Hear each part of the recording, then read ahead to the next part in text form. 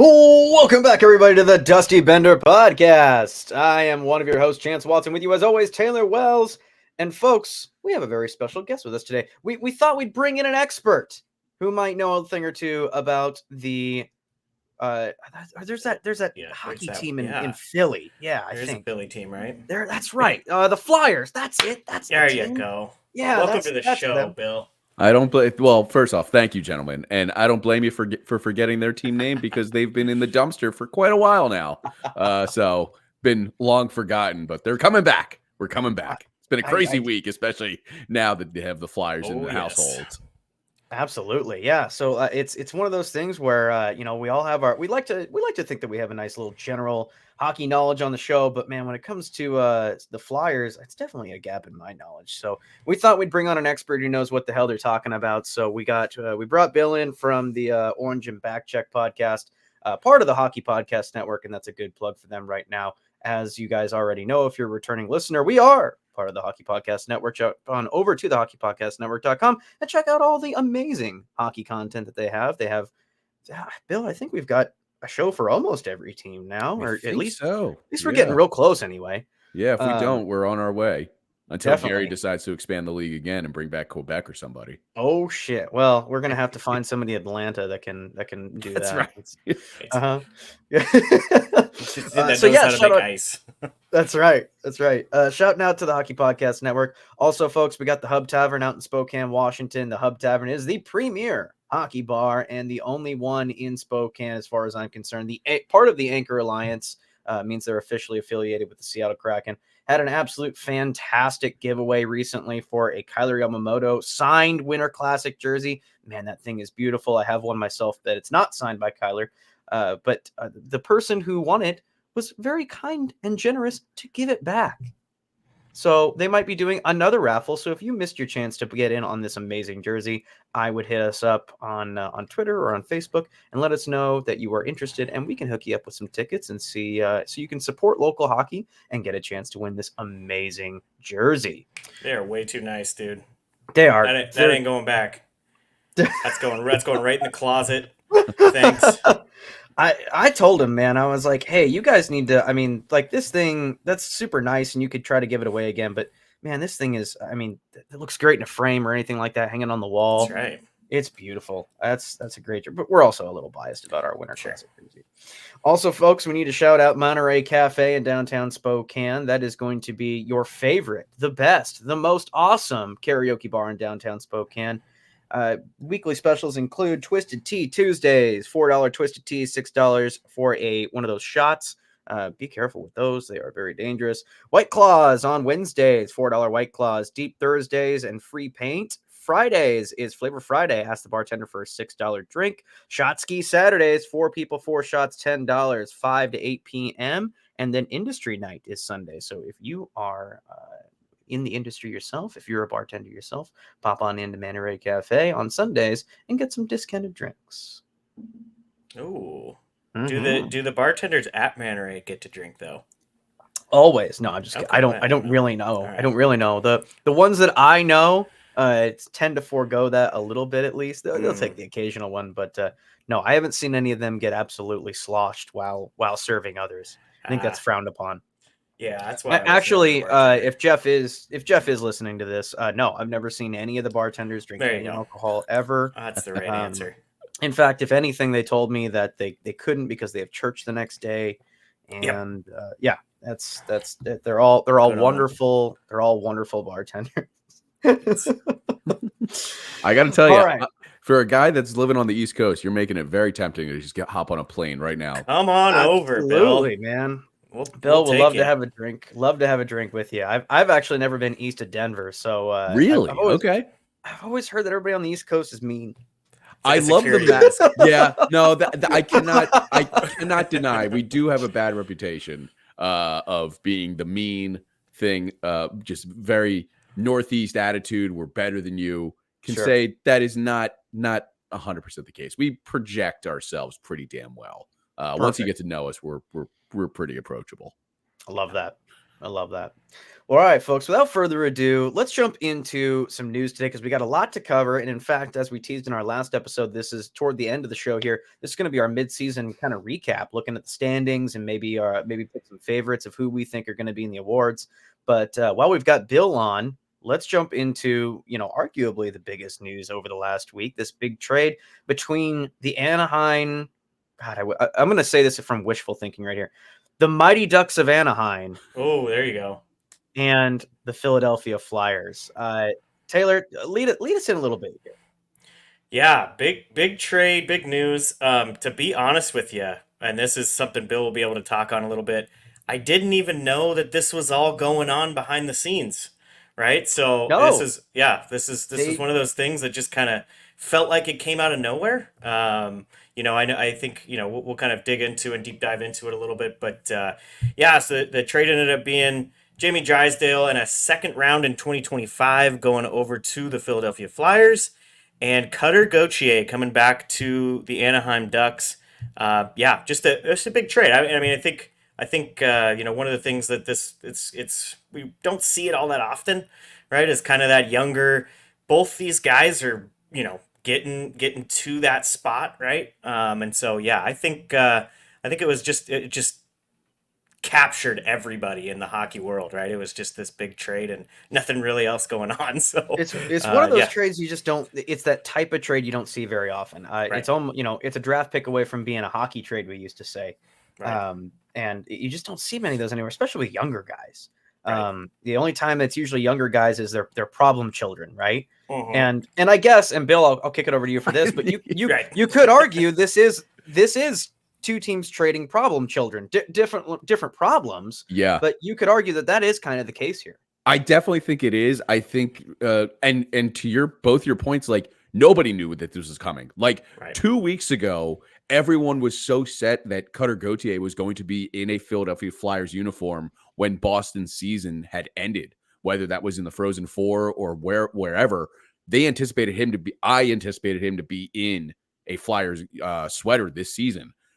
Then this bombshell drops, and you'll learn in a very quick manner. Now, maybe it's propaganda. Maybe it was all spin by the team. I listened to the snippets of Cutter on the Anaheim podcast a couple days ago. It turned into us against this kid very, very quickly. To the fact that he would not meet with Keith Jones, the president of hockey operations here in Philadelphia, and Danny Briere, the GM of the team, in Sweden during the World Juniors, like trying to make sense of the situation, lost a lot of every single fan in Philadelphia now has Cutter Gauthier on their hate list. Like that's really what it comes down to. And you got a great high risk, high reward. I'll ask you, Walsey, is this a high risk in Jamie Drysdale? I think it's just a high reward. I know he has a little bit of injury problems, but if he's healthy, he's one of the better defensemen. He's potentially a top prospect or top linesman. Yeah. So 6th overall. I'm not even going to try to guess the year. It really just smooth skating, right? So I mean, he's not of the caliber of Cale Makar. He probably will never touch, the Quinn Hughes, the Cale Makars, those kind of guys. But he's going to be a really good, realistically, a number 2, number 3. Right, and that's something that every team's gonna need. I mean, I think he walked right on, and correct me if I'm wrong, Bill. I think he walked right on and was like, "Oh, here I'm just top power play minutes on my first game." Right? I mean, he got a point too. Got his assist on the power play. So, Torts. I think everybody in that organization's probably seeing the benefits that we were all seeing in Anaheim, right? And to your point, just injuries, and there's only so much you can do about that.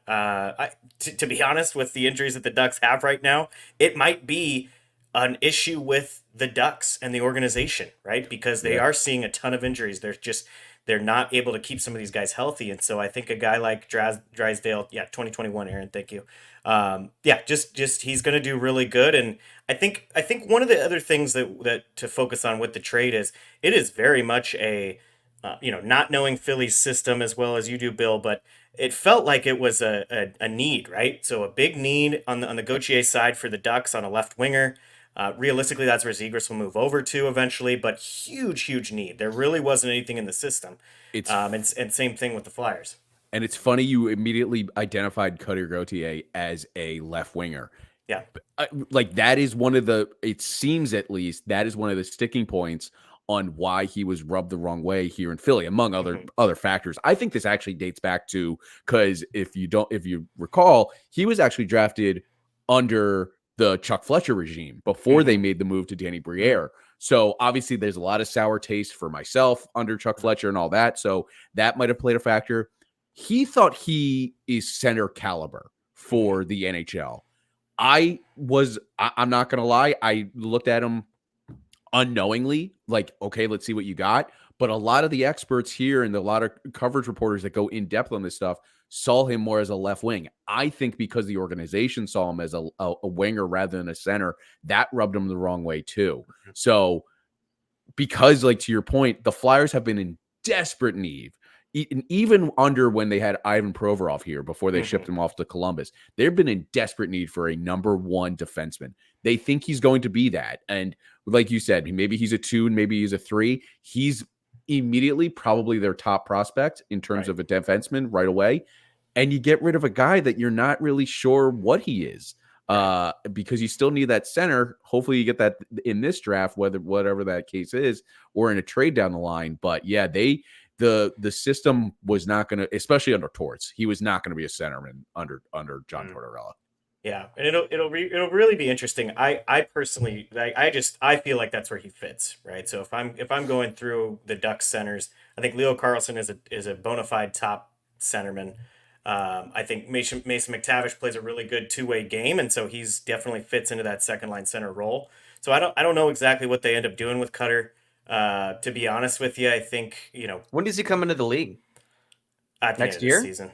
Yeah, I think it's gonna be the end of the season. Yeah, he'll be full time. He'll definitely get some games this year after it's BC, right? Yep. Playing at BC. He's tearing it up there, right? I think they're definitely going to be in the Frozen Four tournament when it's 16 teams. I would not be shocked if they're going for that. I don't even know where it is this year, the national championships, but it's making their tour similar to basketball. It's funny we talk about, so the little bit that I have followed with Philly, obviously when a player is on my fantasy squad, I'm pretty close with, and I have Sanheim on my defensive back end, and I even had, and Cam York has kind of been like one of those waiver guys that keeps getting picked up and dropped and picked up and dropped, and it just kind of seems like now Sanheim now has a line mate, whereas like Cam was just kind of there because like we don't really have anybody else to put there, and it was working, but not great. Like it's fine. We'll put it's fine. It's doing okay, but it's not necessarily like Jamie Drysdale and Sanheim are going to be an awesome first pair. And that allows Cam, because Cam's fairly young, right? Am I not? Yeah. I mean, he only really, I think technically his rookie year was counted as last year. He got as we say, a cup of coffee in the league 2 seasons ago. But last year he really made his stride. Actually, he started in the AHL last season. Up until I want to say late November, maybe early December, and then Torts called him up, or the GM Chuck Fletcher called him up. But yeah, I think there's a high upside for Cam York, but like you said, I think they were desperate to just find someone to pair with Sanheim. It just seems like he's not ready, like I'm not necessarily he's a bust or he's bad or anything. I'm just saying like it's not, give him some more time to cook kind of thing. Plus, if last year was his rookie season, then he's definitely going to hit a sophomore slump. So I think the thing with Cam too. So I correct me if I'm wrong, but I think it was the 2021 draft, because him and Zegras and Drysdale are actually good buddies apparently from this whole setup. So it was kind of funny, seeing, okay, Jamie's at least going from one of his best friends over to play with his other best friend. So, and maybe that camaraderie will pick Cam York's game up. He's so young. They're all so young, right? So, we don't know exactly what they're going to be. I think Jamie gives them in the immediate, right? If they, not only a young potential number one defenseman with the season that they're having, if they do squeak into the playoffs, right? If this is actually a playoff team that the Philadelphia Flyers are putting out, that is huge for all of these young guys.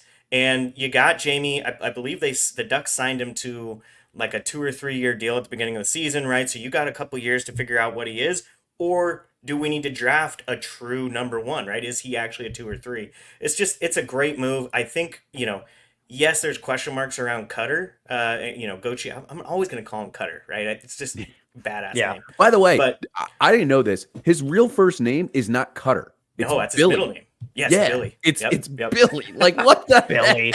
Okay. What a terrible name, right? Yeah, Billy, awful. no wonder he went Just to awful. Cutter. Never mind. He's not even gonna crack the line. He's gonna toast. wither out in the AHL with the goals.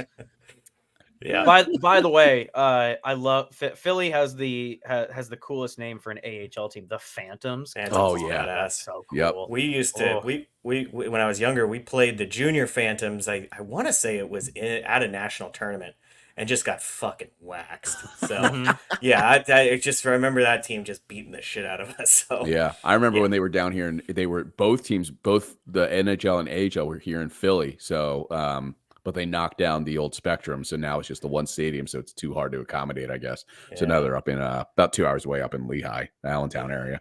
So gotcha. So okay, let's to put kind of from both perspectives, because we've got them right here. Bill, from the Flyers' perspective, rate the trade.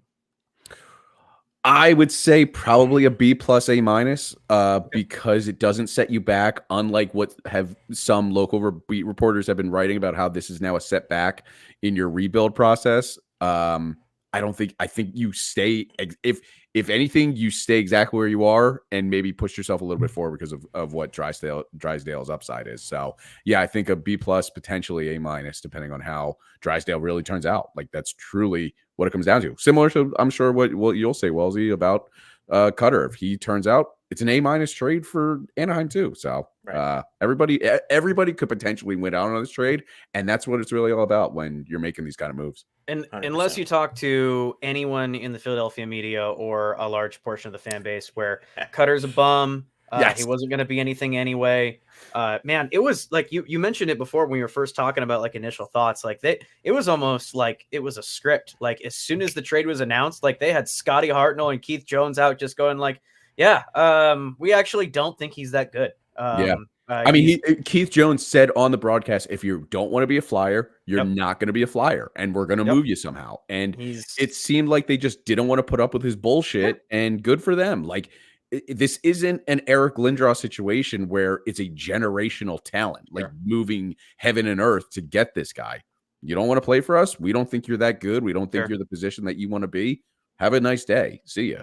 And I just laughed at like the very like no beating around the bush of like, we really respect like the classic NHL PR bullshit of like, we really respect Cutter Gauthier and we wish him all the best in Anaheim. It's like, nah, he sucks. We don't want him if he doesn't want to be here, and his mom's a whore. Like, like it's true. Like, no, that's about it. And honestly, dude, and I harp on this all the time, along with my co-host Scott. The NHL needs more drama like this. That's why the NFL is so big in the United States. It's why, honestly, the Major League Baseball and MLB, or excuse me, in the NBA are so big, and the NHL is just kind of playing catch up with the rest of them.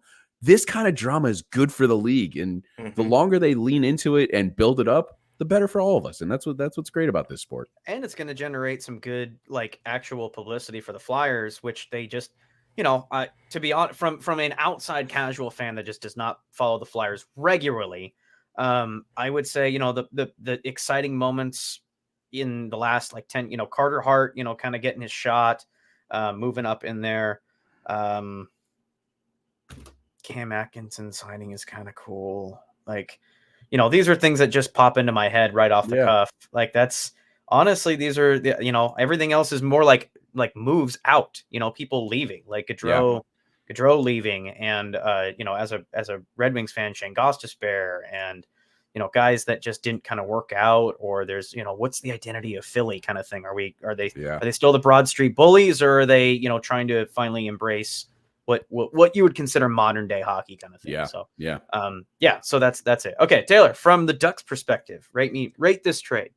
Same thing Bill said. I think it's a B plus A minus. I think with the Gauthier side, right, you're a little concerned if you're a Ducks fan. You're a little concerned with what the actual back end side of this was, right? Is this just some player that is just essentially throwing a temper tantrum, right? I've kind of seen that on X and stuff like that.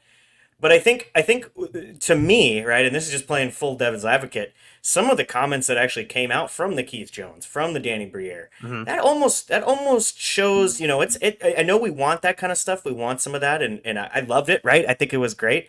But listening to some of those comments, that might be why the kid didn't want to be there, right? There might Fair. be some sort of, Very fair.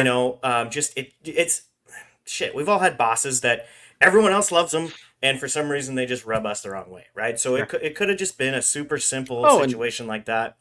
Torts So is Torts is known to be, one of those bosses to people. Like yeah. he's kind of like that one of those, you either love Torts and you like respect the guy and you understand his coaching style, or you think he's like the biggest dickhead on the planet.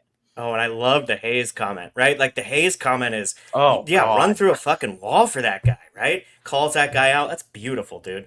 Well, and the Yeah, fact that Torts and even comes to his defense, like I love that's what I that. was going to say. Yeah, like Yes. the reporter he called out, Anthony Sanfilippo of Crossing Broad in the Snow the Goalie podcast.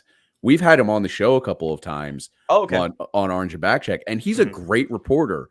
And this seems like a situation where he had a personal feeling for Kevin Hayes, Anthony, that is, Mhm. let it slip out over airways, and it got out there. Doesn't mean he's a bad reporter. He made a mistake potentially. Yeah. They're not retracting it over there. They're still Well, sticking I was to gonna it. say, what Right. was the context of it? Like, So was basically, it like he's like, I feel like Kevin Hayes had something to do with it, or he was like, yeah, I got so it from Kevin if I Hayes. remember correctly off the cuff, they were doing so. The Snow the Goalie podcast is an affiliated with actually the team, and they Okay. were doing an intermission live stream on Oh, nice. X Twitter. Oh wow. Um, Okay. and Anthony said something along the lines of, "By the way, a source has told me Oh, Kevin's Oh. fingerprints are all over this." Yeah. okay. Oh. Obviously, because it's so mundane and so generic to just say, "Oh, a source is telling me," But that's not people, a that's not like that's not my opinion. That's like I've got a source. yeah. So Yeah. that's yeah, Yeah. yeah, yeah. Thank you, Aaron. I talked to somebody in the Flyers organization. Kevin Hayes' fingerprints are all over this. Huh. So is he wrong? I don't know. Like at the end of like right now, it's kind of like because I have not a personal relationship, but I know who Anthony is, and we have this like Torts calling him out. And by the way, that's Mhm. why Torts is so. And like you said, some people love him, some people hate him. At the end of the day, a lot of people respect the hell out of him because he Mhm. covers everyone, whether he comes to an agreement or not with the players on how he wants them to play. He'll defend them to the death Yeah. on situations like this, and that's why players love him. I was not a fan of the Torts hire. I said a couple of episodes ago, I was totally wrong on this guy. I'm all in on the Torts, Mhm. however long Wow. he's here. Okay. Yeah. So Yep. I've made a complete 180. But at the end of it, Kevin Hayes might have because he did not have a good playing relationship. Emotions run high when Right. Yeah. you're being benched and cut and not Yeah. playing to the standard that you expect yourself to play, and the coach is telling you something different, and you have a sour taste.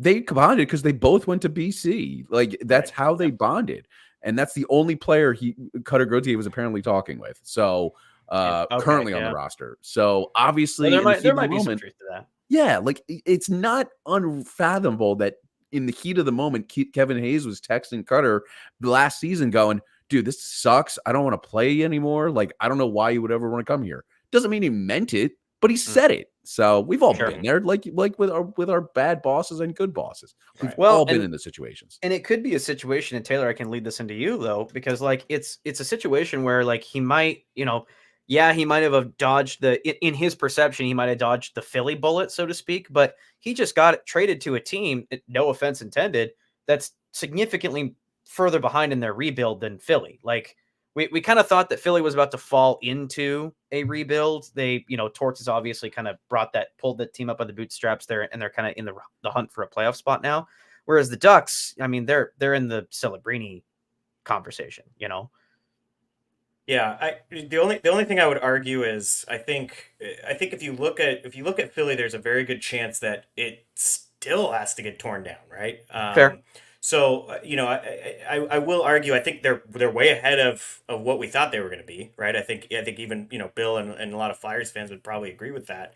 But I think the situation in Anaheim is a lot of these guys they're having a big injury issue this season. Yeah. They went on a nice little streak. They've played some good games, but he's going to slot right in. He's going to get top 6 minutes as soon as next year on a team that It's fair. realistically the reason that the Ducks got rid of Drysdale is they have a stable of young defensemen that they're looking at and going, okay, we don't need 4 to 5 offensive defensemen that can play potentially in the show, right? What do we actually need? And they went out and they got a left winger, centerman, right? So a guy that can probably play both, which I think you can look at Zegras, you can look at Mason McTavish and say those two guys can kind of play both the wing and the center. So it's just another option for them, and they need some goal scoring help. They need some serious Zegras goal can't. Zegras can't. Well, Zegras is terrible. Yeah, he's garbage. He's gonna get traded as soon. He's as, getting traded. They're actually gonna get rid of him with Gibby, and they're just gonna throw Zegras in like as a please take Gibby.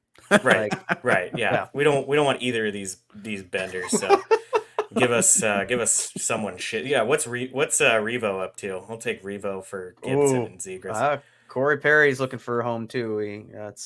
But I can't trade Zegras to the free agency market. So sure. Maybe Philly's looking for in the Corey Perry world. That's a good fit. They're like, you know what? We miss Chris Pronger and his ability to just like completely tape guys out of the game with fucking their stick. Yeah. So let's bring in the next greasiest guy that we can. Oh, they got Deloria to throw some bodies though. Deloria can throw a little bit. He was back in the lineup tonight against Minnesota, and he already got in a fight coming in. There you go. Love Deloria, man. All right, Bill. Before we let you go, give us one last. How's your take on? I mean, obviously a surprise season for your Flyers. They're playing much better than many anticipated. Many had them as basement dwellers. They're right now in the playoff hunt. They're right where everybody in a very competitive East Coast in the East Conference. Is it sustainable? Are they for real, or are they kind of like this is eventually gonna die? But let's ride it. Let's have fun. Every time that I think that it's about to fall under us and realize that like we are a bottom 10 team, get a top 10 pick or whatever, they stabilize and they get back in the points column. They've had sustainable streaks. Even this recent West Coast trip, not the greatest, but it's never been the greatest for them during the Christmas holiday and New Year to be sustainable. So they continue to just battle this team out. And like I forget which one of you said it, but like Torts has them playing his style. They have the locker room ready to go. The problem is the Metro in the East is absolutely crazy. Bonkers, it's separated by like 3 points from the wild card spot to the 8th to the bottom of the tier of the base of the conference. So it's absolutely crazy. At the end of it, I think they squeak in. I don't think they're going to be able to sustain this top 3 in the Metropolitan. I think they'll snag a wild card, and then we'll see what happens. I don't think they're good enough to win a round, but I've seen crazier stuff happen in the NHL playoffs. Sure. We all have. Columbus beat Tampa. Yeah. All it takes is Carter Hart to become a 940 goalie in the playoffs, and they can go on a run. Or Sam Ersson. I mean, they have. Oh, you could absolutely argue that this is the best tandem in the Flyers, not just the East right now, but in the NHL. Both goalies with an over 9 save against average. Ersson, I think, up until the other day when he was in net, was it a 2.5? I think it was. Wow. It's absolutely crazy how good these. The problem is there's no scoring. They haven't scored over 3 goals. I think in about 2 weeks, 3 weeks. It's unsustainable. That you need goal scoring, and that's where the lack of talent comes in, and where they need to address in the play in the development stage in the entry draft. But right now, I think they're a playoff team, and that I did not think I would say last summer. Sure, I'm absolutely floored that I'm saying that out loud. And what is it, January 11th at the time of this recording? 12th, 12th, January. Crazy. 12th. It's crazy to me. You mean getting rid of Provorov and D'Angelo was a good thing? What the fuck? D'Angelo, yes. D'Angelo, anytime you can get rid of Tony D'Angelo, that is a good thing. Provorov. That's why teams bring him in, so that they can just get rid of him and start the hot streak. Yeah. Provorov, I was so hot and cold on. Obviously, his tenure here got a little icy at the end, but I've always been a fan of him. A couple good seasons, yeah. Yeah, he's had good seasons. He just kind of tailed off. And he became, honestly, they thought he was what they are hoping Drysdale would be, a number 1. And he showed flashes of a number 1 early in his tenure, especially under his ELC when he was a rookie. And then he tailed off, and you really shined as maybe a 1B, a 2. Now you're hoping that Drysdale's that 1. So That's fair. It just shows how tough this is. It's not easy to figure this out. And it's not a science. No, there's no science to it. I mean, nobody had Cale Makar in his draft. Everyone was looking at Nolan Patrick and Nico Hischier. So it's crazy. Yep. Sometimes it's just a roll of the dice. But so, I mean, as somebody who doesn't have, I grew up when Pronger was on the team, I didn't necessarily like him, but throughout the whole Crosby era, obviously I was rooting for the Flyers over Pittsburgh. Voracek, I was a Red Wings fan at the time. Hell yeah. Boys. So definitely rooting for anybody that's against Pittsburgh. So I was there. I know Taylor doesn't have a problem with it. Well, actually, he can't. He actually can't officially say anything nice about the Flyers because they do have Garnet Hathaway. He cannot.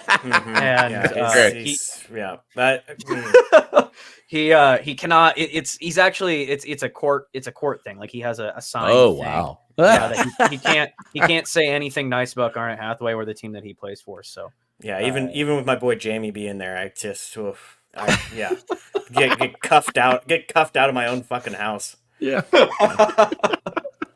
By the way, the best part about him being paired with Sanheim, it's the 69 line. Just lean fantastic. into it. Absolutely hilarious. Like come on. Oh yeah, especially with the Flyers. Come on, man. That's hard to beat. That's right up there with Broad Street Bullies. Hell yeah, I love it. Yeah. All right, Bill. I appreciate you coming on and talking some Flyers hockey with us. And hey, if there's something else going on again, we'd love to have you back on. Fellas, it's been a blast. I've really enjoyed the time, and the same goes to you. Let's get you on the Orange and Backcheck podcast sometime soon. Sounds good. We'll talk later. Thanks, guys.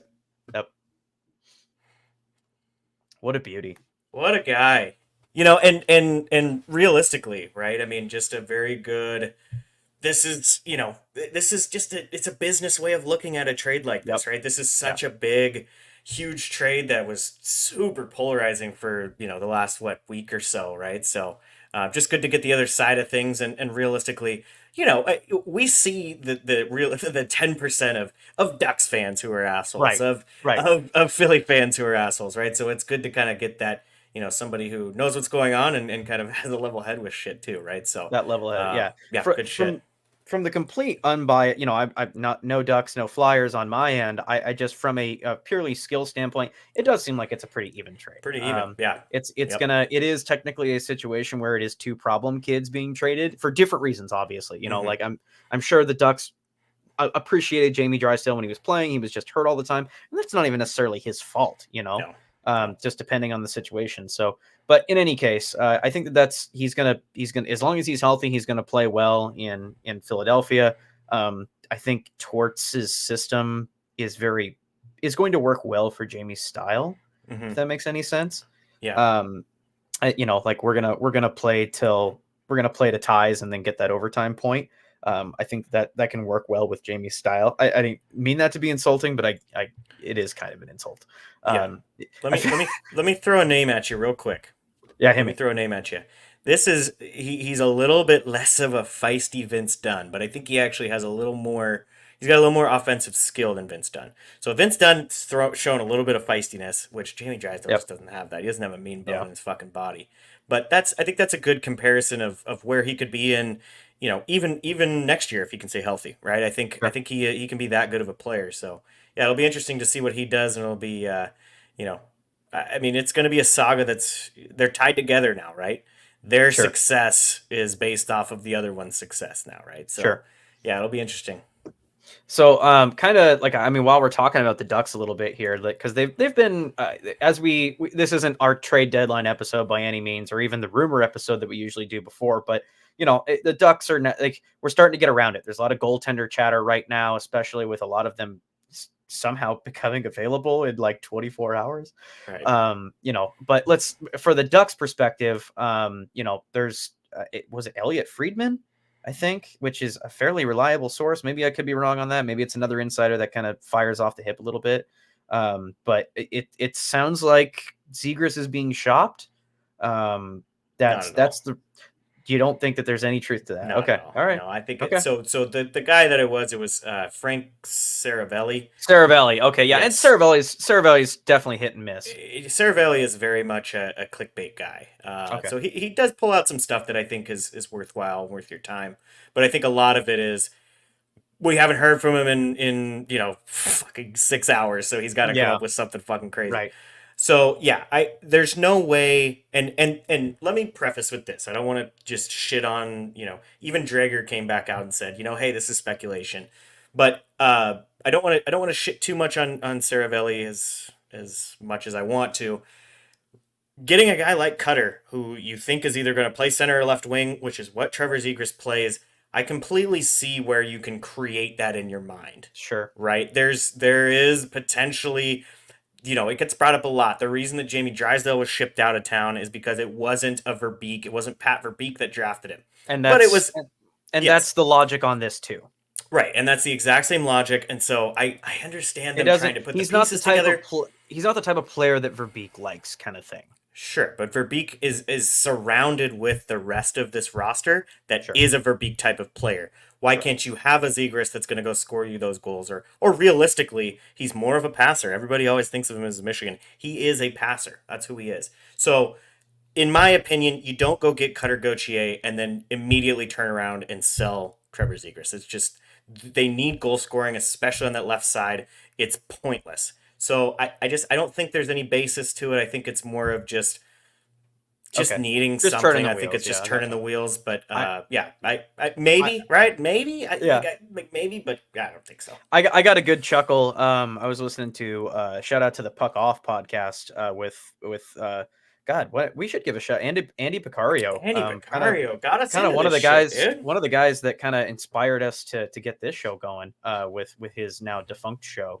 But he was talking about, like, if the rumors were true, the first place he said of all he's like, it needs to go to a place that needs scoring, and he said Seattle, and I was like, fuck, I didn't even think about that. Mm-hmm. I don't know if, like, he doesn't. I don't Him, even want to go him and down that, Maddie, like, him and that Maddie yeah. played together, right? So we can throw those We could definitely rumors all day. maybe we can will that into existence. But yeah, he was saying, like, a team that doesn't necessarily have defensive problems but does need scoring. And because the biggest criticism of Zegras is that he just doesn't play defense. Mm-hmm. So Andy was making a pretty cohesive point that he needed to go somewhere that where his defensive liabilitiness can be offset, and also where scoring is needed. And I mean, at the moment, the Kraken are doing fine, but you and I have sat here in these chairs and gone, like, someone other than Jared McCann needs to score a fucking goal. Yeah, we need somebody. Yeah, so Jamie Alexiak's taking it end to end. Jesus, yeah. If anything, the McCann's playing fourth line fucking minutes right now, so that's crazy. That's I think it's just, I understand where the speculation came from, right? Don't get me wrong with that, but there's not a lot in their system. I mean, if we're looking at right wingers, right, Troy Terry, potentially McTavish can move over to that right wing. He's more of a right winger than a left winger. You got guys like Perreault in the AHL. And then it really does start to fall off. There's a couple guys. There's a guy, I think he's in the OHL, Sidorov, who's almost a goal per game right now. He has like 30-something in 30-something games. Wow. So they have guys, but again, Sidorov is a right winger. So it's just, whether or not Cutter takes that centerman role or not, it's just, to me, it's a good fit on that left side, which has been a weaker spot for them. So. Sure. Yeah, be interesting to see what happens, but I think if you're looking at the Ducks, you're looking at a Frank Vetrano, you're looking at Henrique, you're looking at Gibson as guys who are available over Trevor Zegras. So, gotcha. Yeah. Oh, and Aaron making a good point. They are trying to move McCann to center, which, I mean, he has experience with doing, but he's been mostly a winger since he's been here. Yeah, as long as they put Wenberg at the press box when they do that, that'd be fine. God, don't even get me started. I mean, looking at, and we can even talk about Seattle a little bit here, but because, I mean, they are, like, them and Edmonton are pretty much the only teams that are on, like, a massive win streak right now. So I think they're both at 8. Yeah, we can talk about them when we get into the wrap for our halfway point stuff. So other news going on to the absolute joy of every hockey fan, because every hockey fan cares very much about the Toronto Maple Leafs and every acquisition that they make, because if it's good for Toronto, it's good for hockey, obviously. Yeah, yes. All of us care. Hockey Central 100%. is just only talks about Toronto, because at the end of the day, that's all we really care about is the Toronto Maple Leafs. It's the National Toronto League. Correct. Yeah. So recently, it's been filling up headlines that this guy, I don't know if you heard of this guy before, William Nylander. Sure. Willie Nylander has made gotten an extension in Toronto, 8 years by $11.5 million with a full no move clause. And Taylor, I'm going to I'm going to hand this off to you in the same way that the Toronto Maple Leafs management handed this off to William Nylander in negotiations. Do whatever you want. You can have anything you want. Perfect. Yeah, I'll take 8 years at fucking 11 and a half because there's nothing. Yeah. You're not going to move me. So Yeah, that's you can have anything you want. Right. Yeah, that's pretty much what they said to him. So Yeah. I mean, this is them getting him locked up, right? We're adding to, our budget here. This is why I wanted to bring this up. So you have, well over 33, about 33,000 or 33 million, Jesus, 33 million in three guys. Willie Nylander, this is next year, right? 24, 25. So you have almost half. Let's verify that, but almost half of your cap hit is in four guys, right? For next year, yeah. For next year, right? That's just crazy, man. But Taylor, I've been assured by Leafs Twitter that it's going to be tight for 1 year, and then Tavares is going to come back for a set of Maple Leafs pajamas and maybe the key to the city and a $10 right and a league minimum contract. He's going to come back for nothing, and everything's and the cap is going to go up by just judging from like Leafs Twitter, the cap's going to go up by like $1 billion. Yes. So it's fine. Everything is fine, and this is okay. This is There's not. No fires. This is not a problem at all. The fact that it's going to be these four guys surrounded by Marlies, basically. So what? Yes. Yeah. Exactly. Which? Okay. Okay. If I am the Toronto Maple Leafs, or I'm the Edmonton Oilers, who have a somewhat similar situation, right? I mean, their defenseman and Darnell Nurse is also making over $9 million, so you can throw him in the fucking pot. Sure. But to me, even with the two of the best players in the world, this is still, and this is me being optimistic, and you'll never hear this from me again for Toronto Maple Leafs. Okay. This is still a deeper team than Edmonton can even create, is it not? It's true. That's true. Yes. Right. Yeah, I just, it's a good problem to have in the sense that they've got a core that is signed through their prime. That's good. So I understand the thought process here is like, it's kind of like the Chicago Blackhawks thing, like the late teens or the early teens of like, if we can just secure the core, it doesn't matter who we put around them. We'll always be able to get a kick at the can as long as figure it out. We'll figure it out. Like we'll put pieces in around them. If it doesn't work, then we'll try new pieces the next year, and we'll try the next year. And I get that. It's not necessarily how I would build a team, but that's neither here nor there because it's at the end of the day. Yeah, are you gonna have scoring problems for the next 5 to 6 years? No, of course not. Like this, no, that is not the problem. The problem is the problem that they've been having for the last 10 years, which is defense and goaltending. Like it's shout out to like you and I have softened our thoughts on old Jones in the goal because the guy played Martin Jones. He was playing great for the Kraken and he's having a bit of a resurgence, but goddamn, how long is it gonna the wheels are getting loose, buddy. Right. And Samsonov just coming back. I just don't know, man. That goaltending is just not, and I understand I'm not the person that you want to put, I'm not saying like you put $10 million into a goaltender like Florida has, although that does seem to be working out for them quite well at the moment. Good God. Yeah. I don't know. Like there's a big question mark for the goaltending there. Joseph Woll is a hopeful thing when he comes back. Maybe that's their goaltender of the future, but how many times have they said this? And it's blown up in their face. So, and the defense, like the defense is just, it's nothing. And they're going to have little to no money to work with. I don't know. You think Tavares comes back for half of what he's getting paid for? That is an absolute fucking steal if he does. First off, what is he worth versus what you think he'd ask for? Personally, What is he worth? Fair market value. What do you think he's worth? 7? personally, I think so. So I just heard this number from Elias Lindholm's camp that he's wanting around 9 million a year. I think that's heavy.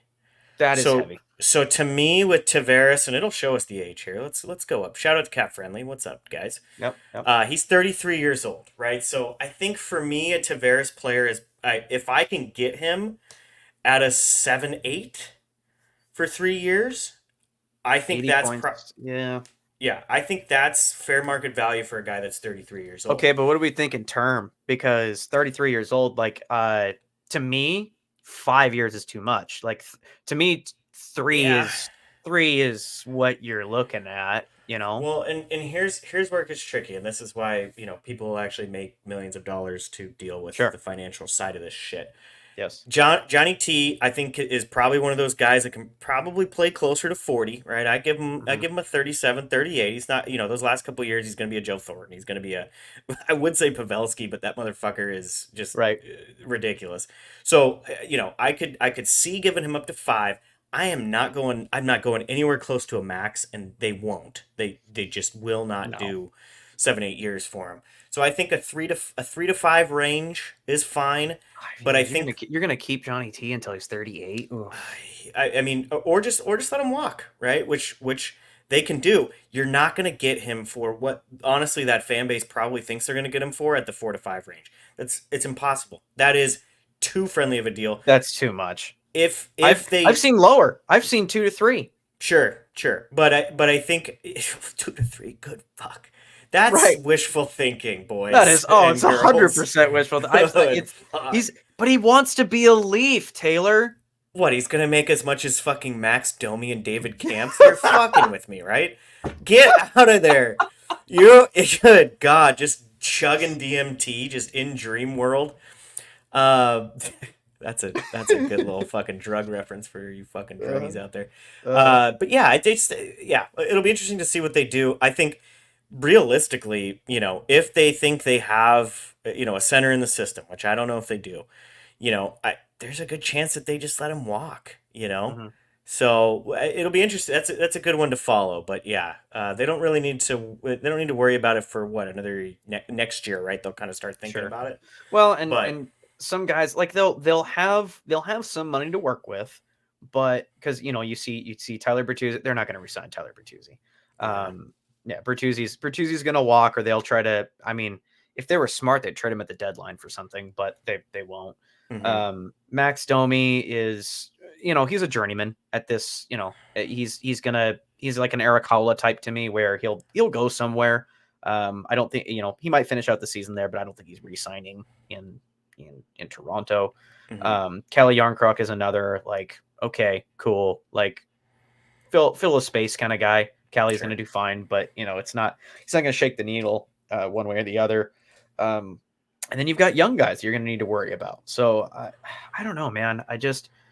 To me, I understand what they're doing. They're kind of looking at the Chicago, and then even let me compare it to like Tampa, where like there were many times where you and I were sitting here going like, it's just not going to happen. Like like they've had so many kicks at the can. They've been making the playoffs for like the last 6 years. Like, it's just not going to happen with this core. I think that they're hoping that, like, with some maturity and whatnot, they'll finally get it together. Maybe Austin Matthews in it, when he turns 29, he knows not to moon car lot attendants. Yeah. And do you ever really learn that? I mean, I don't necessarily moon them, but I'll definitely point and laugh. Like, yeah, I mean, what poor decisions have you made in your life to bring you to this point where you're writing tickets for me parking? Like, when's the last time you mooned somebody? It's been a while. Oh, that's where you are. I'm older than you, but you're definitely, a little more collected than me. Definitely, probably since college, the last one that I remember. I'm less than a year, bro. I stuck my butt out the car window fucking June of last year. Nice. Yeah. Was it for a good cause? Yeah, I just wanted cars passing by to see the goat. You know what I mean? Nice. Yeah. Yeah. Was that a Waiting reference? Yeah. Well, yeah. Yes. Yeah. So I think you know, with the amount of contracts that they do have, goaltending is obviously still an issue. If it's me, I'm going with my big three, right? I'm going with Matthews, Marner, and Nylander. I wish it was Mylander because then it would be the three M's. Mm-hmm. Yeah. But so I'm going with those big three. I can bring in potentially, guys that are through free agency and stuff like that can kind of fill that fourth spot. Make Marner play that center position or something, right? Just figure out what we can do to have at least four pieces up front. You gotta shore up the back end. You have to figure out the goaltending situation. It's not working through the draft. It's not working through trading for young goalies, which is what they want to do to save money. You gotta find somebody if you want to make that next step. So yeah, it's another one that's gonna be we'll keep our eyes on. But good God, man, it's just it hasn't been working. So let's continue to do the same fucking thing. Right. That's where they're at, and I don't know. Yeah, their ideas. We've tried nothing, and we're all out of ideas. They're all out of ideas, exactly. Yeah. Fucking brutal. Okay, well, I mean, and we've talked about all this from the Maple Leafs perspective. Like, let me to put a final touches on that. Like, William Nylander is definitely deserving of that contract. 100%. He's a very good hockey player. Like, I'm not even necessarily saying that they should have traded him.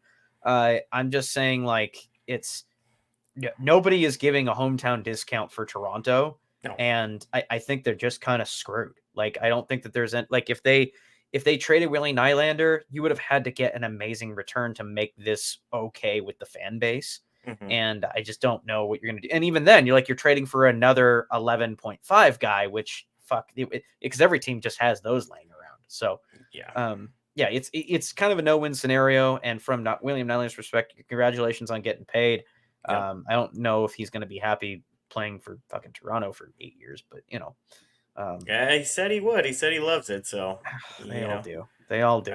I remember when that guy was overseas eating fucking cheeseburgers and was waiting for his last contract, and Toronto fans were like, "He fucking sucks. Get rid of him." That's right. It's like, get the fuck out of here, dude. Completely overrated. God damn it. Yeah. All right. Last thing before we hit the mid-roll break, we got to talk about the NHL's golden boy. The baby boy Bedard goes down after taking a hit. A very clean solid NHL hit. Mm-hmm. Goes down, breaks his jaw, out 6-8. He did have successful. I love how they say that. Like this player X received successful surgery. Like, what are they gonna do? Like, there was actually some complications with it. Yeah, he's like deformed now, but he actually has 3 fucking legs and a dick on his forehead now. Like, they're like, dude, you're trying to fix his jaw, right? There was how did we get to 3 legs? There was actually a huge mix-up in the surgery office, and we actually his jaw is still broken, and he doesn't have an appendix anymore. he's also circumcised now. Yeah, I don't know how that happened. He's just in a bathtub with fucking ice, and they didn't actually put him on like a gurney or anything. They just fucking brought him to the doctor's bathtub. Good. Oh, I thought his first name was Bedard. Damn, that's the wrong guy. In a positive note, though, Connor Bedard is now a kidney donor. Yeah, on his license. Yeah, he's official. He's if you get Connor Bedard's kidney, instantly 30 goals for a season at least. Yeah. I think that's where the everybody knows goal scoring potential is held in the kidneys. So yeah. I think that's no. It was. Yeah. What do you think the hit? Real quick. Let's not spend too much time on it. But we'll pop through it. Sure. It's shoulder to chest, man. It's shoulder to chest. He skated into the defenseman. Like he tried to pull like a college NCAA. Like 100%. I'm gonna split the D, and then I'm gonna cut to the side. And I'm just gonna fucking bar down this shit. We call that the Weiss Mendoza right there. Right. And fucking, is it Brendan Smith? Yeah, Brendan. So Brendan Smith is the one that got him. Yeah. And good on. So this is something there. There was a lot of people in different camps on this. Good for Chicago. I think it was Foligno. I don't remember Yeah. who all it Yeah. was, but they went at Brandon. That is we love what that. they're supposed to do, right? Yes. Yes. That is your star forward. You're Yes. supposed to deal with it in the moment. Yep. Whether or not it was a clean hit or not, Exactly. yeah, I'm on that boat a little bit, right? Like if it's a dirty hit, you really gotta fucking do it. If it's a clean one, and it's a player to the caliber of Connor Bedard, yeah, go for it, right? That's how we talk about the game being policed, though, by play. Like we want games being policed by players instead of the refs, because we're all gonna bitch and complain if the refs start policing a game. Because then it's like, oh, the ref, did this get where if Connor Bedard if it's the cleanest hit in the world, you still fight that guy because you want to send the message of don't hit our star player. Don't do it again, or you're gonna take some knuckles. Yeah. Yeah. Right. Exactly. I'm gonna take your entire fucking top row if you touch that kid again. So that's how the game. We don't want the refs having to fucking police that, because it's dumb when that happens. Yeah. Because then we start going like, oh well, then fucking. Every time Sidney Crosby gets a fucking hangnail, anybody that was next to him is going to get a goddamn 10-minute misconduct. Right. Yeah. But that's the benefit of players who know what the fuck they're doing with that, right? Like that's a big blow up hit. You got to check him on your top goal scorer of the next 20 years. You got to fucking check that guy, right? So I love that move. It is clean. So this is what I liked about it. I felt like there was there was definitely that side of people who were trying to slow-mo it and say it hit him in the head. Yes, it hit him in the head, but it hit him in the chest first, right? It wouldn't have a broken jaw if he didn't hit him in the head. Yeah, but it's a totally clean hit, dude. Frame by frame. Right. It's not. I'm okay with different angles. That I'm okay with. Like 100%. looking at it something from a different angle or so, like based on how you see it, that can change the perspective. But if you're sitting there going frame by fucking frame to try to find something, you could convince yourself of anything. So it's I don't buy that. Yep. It was totally clean. I wish him a speedy recovery. I'm glad he didn't. I'm glad he didn't have a third leg sewed on. But sucks for the sport. The guy's great. And sucks for your All-Star game chance. I know you're upset about that. It is. Sorry, buddy. It's God. I just suck. I suck at this so bad. I'm especially as I get older. It's so hard for me to get excited about the All-Star game. I just don't care. Because I'm matching the energy. Like you look at these guys that we're sending. They're like. Some of them are just not, I love Oliver Bjorkstrand. He doesn't need to be going to fucking All-Star. Jason Dickinson, baby, come on, man. See, and that's just that's the cherry on top of a joke of this. Even let's take a hard one where it's a deserving thing, but at the end of the day, what are we basing what are we classifying as an All-Star? Is it breadth of work, or is it just how they're doing this season? Because if you're going breadth of work, I don't know why Sam Reinhart's going. He's having an incredible year, but Matthew Tkachuk is the all-star.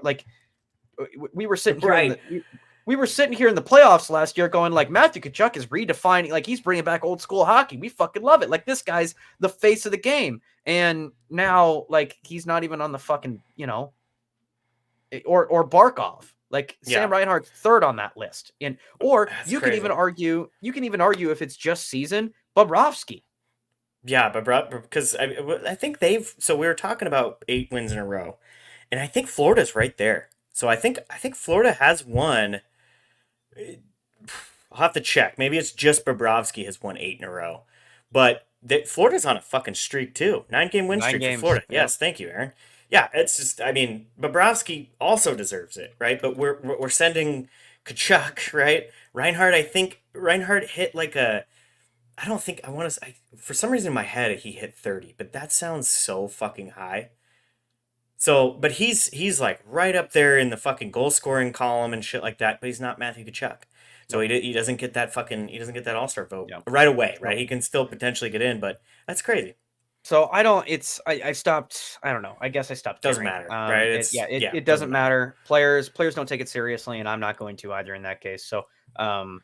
That's as far as his Calder, I don't think that this changes. The NHL will make sure that Connor Bedard wins the Calder, and this is not. I don't even think it's worth discussing. Points per game. He could not play the rest of the season. There's a very He's good already chance. got it. He's already won. Yeah, there's already a chance that Why are nobody we can talking even about catch him this? for actual points, let alone Right. points per game. Right. So yeah, I just there was another podcast. I'm not going to name their name, but they were talking about there's potentially some other guys that could come up. Brock Faber's name got thrown out there. There was a couple other guys, and I don't disagree, right? So I think Brock Faber is a very good defenseman, Having a playing fine season. a lot of minutes per night. Having a fine season. But Pretty he's not decent. Connor Bedard. But he's not Connor Bedard. It's Connor Bedard's to lose, and Brock Faber and those kind of guys would have to have an absolute, like Logan Cooley. I think Logan Cooley and Fantilli were 3 and 4 or something like that. So it's just Brock Faber is going to have crazy. to play Norris caliber levels to even like have lights fucking Right. out. Eric Like Carlson in Ottawa shit, dude. Right. Like he's going to have to be literally, and don't get me started on how we hand out the Norris, but in any case, I couldn't agree more. It's not anybody who's sitting there. They're doing it to generate some conversation and some banter because there is none to be had. Connor Bedard will win the Calder. It's already written in stone. The Calder has already been inscribed. Okay. Yeah. Like it's done. Like any other year, throw that shit at Brock Faber because he is. There's nights where he's playing 32 minutes a night. Yeah, it's pretty good. Insanity, but it's pretty good on a bad Minnesota team. They really have been. They started. They had that, like we talked about, right? They had that new coach, fresh blood, and then it was just they're right back at it. I think they're bad. They're not making the playoffs. Yeah. We can. Well, Chance, let's do ahead. a quick. Yep. Let's do a little mid roll. Let's pay some bills and things like that, right? Hit me with it.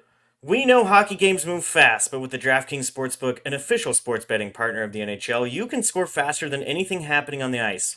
This week, new customers can bet $5 and get $200 instantly in bonus bets. That's $200 instantly in bonus bets. Download the DraftKings Sportsbook app with code THPN. New customers bet just $5 on the NHL and get $200 instantly in bonus bets. Only on DraftKings Sportsbook with code THPN. The crown is yours.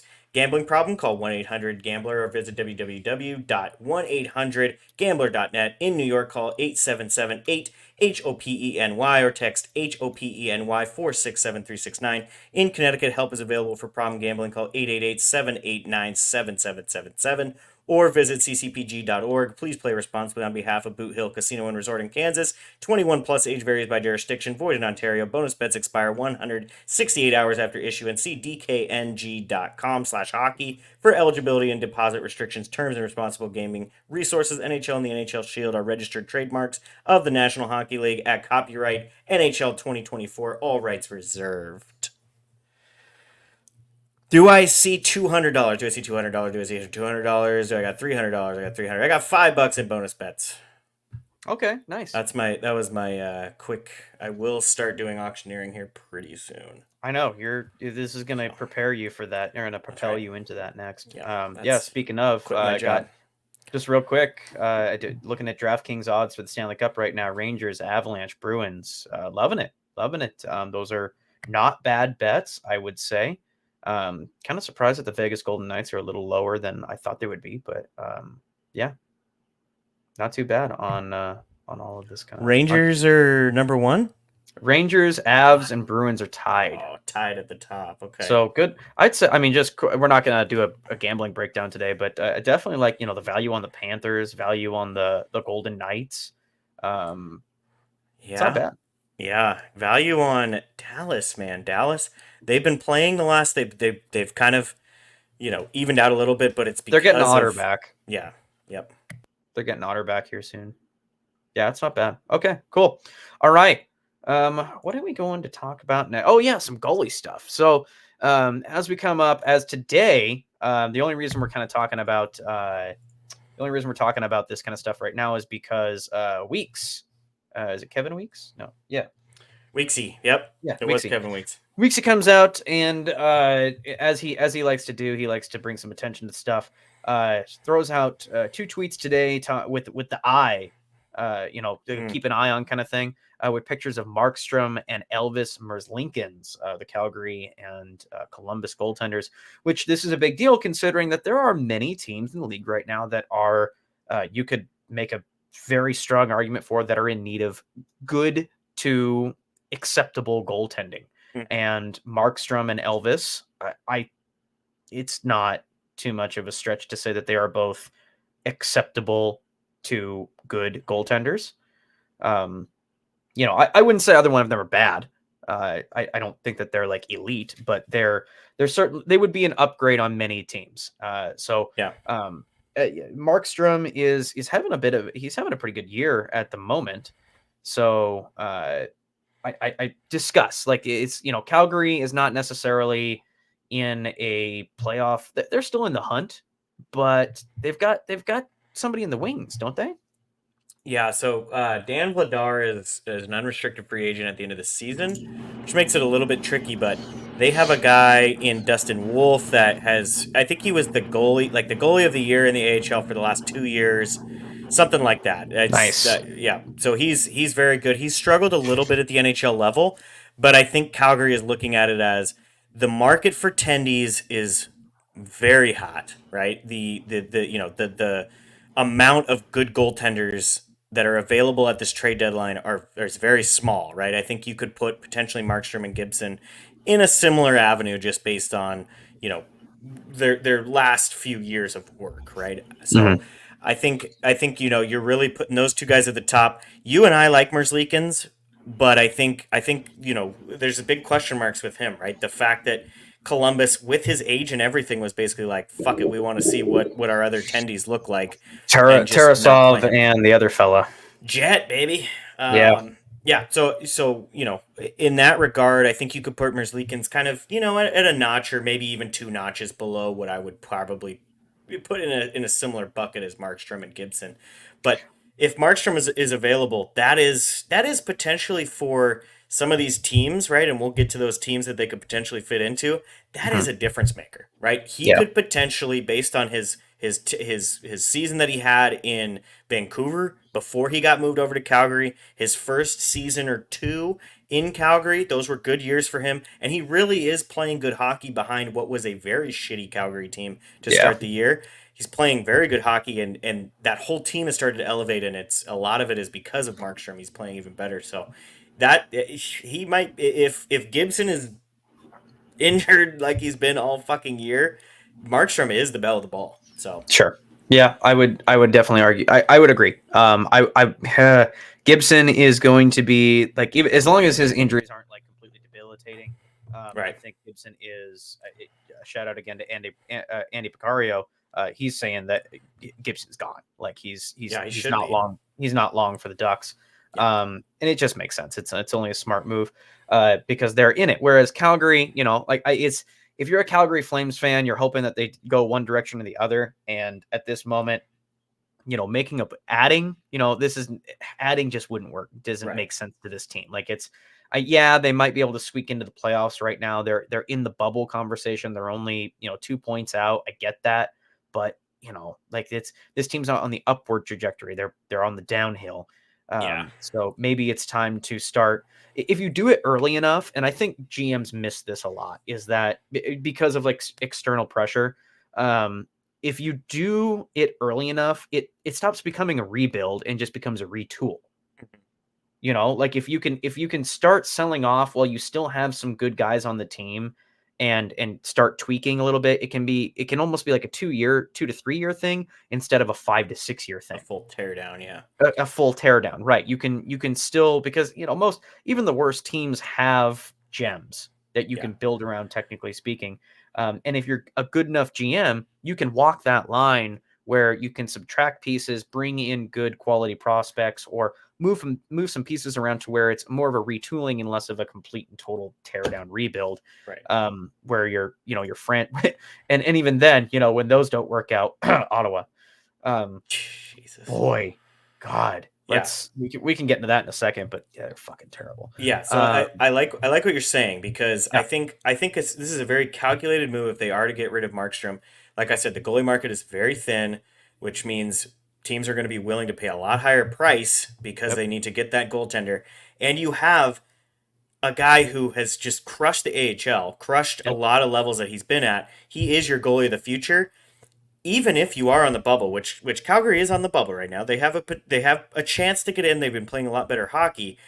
if he's your goalie of the future and the team is continuing their trajectory that they've had the last couple weeks to a month, right? If he can get hot, you now have your future goaltender that could potentially squeak you into the playoffs and get Yep. that playoff experience. I think it's a great move. I think we potentially see a few more tweaks from Calgary, but I think with Dustin Wolf in the wings, it makes a ton of sense to get some of those assets and stuff like that. So I completely agree. I think it's a good move by them. Markstrom is the smart one where he can plug into any like Markstrom so it goes Gibby. Gibby's going to make your team better. Whereas like Markstrom will come in and stabilize some things. Like he could fit. Whereas Merzlikins, I agree with like Merzlikins is a good goalie, but he still needs. I don't know. Like how much credit do you give on the sense of like there is no taking away from the fact that Elvis has been playing behind other than Werenski, a really bad defense. Up until this year, and I think they with the fucking Babcock shit, they got off to a terrible start, right? So it was doomed from the start. So I agree. I think Merzlikins and Markstrom on a team with a better defense, I think Merzlikins can flourish, but that does limit his suitors, right? So like I mean, New Jersey probably shouldn't be making a move for Merzlikins because you're not going to see too much of a difference because what else is New Jersey having issues with right now? Defense. Yeah. So and I think what you should see, and you probably won't see it.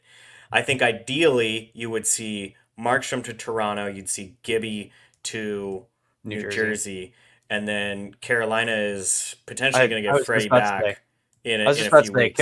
Carolina would be a good spot for Merzlikins. Yeah, so Merzlikins could definitely go there if you want to throw Kochetkov back down to the AHL.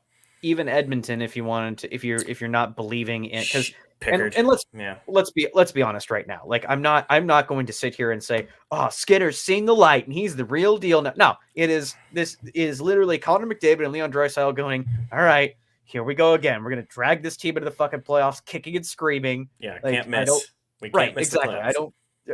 I don't give a shit. Like I don't care how bad the rest of you are. We're gonna make the playoffs. Yeah.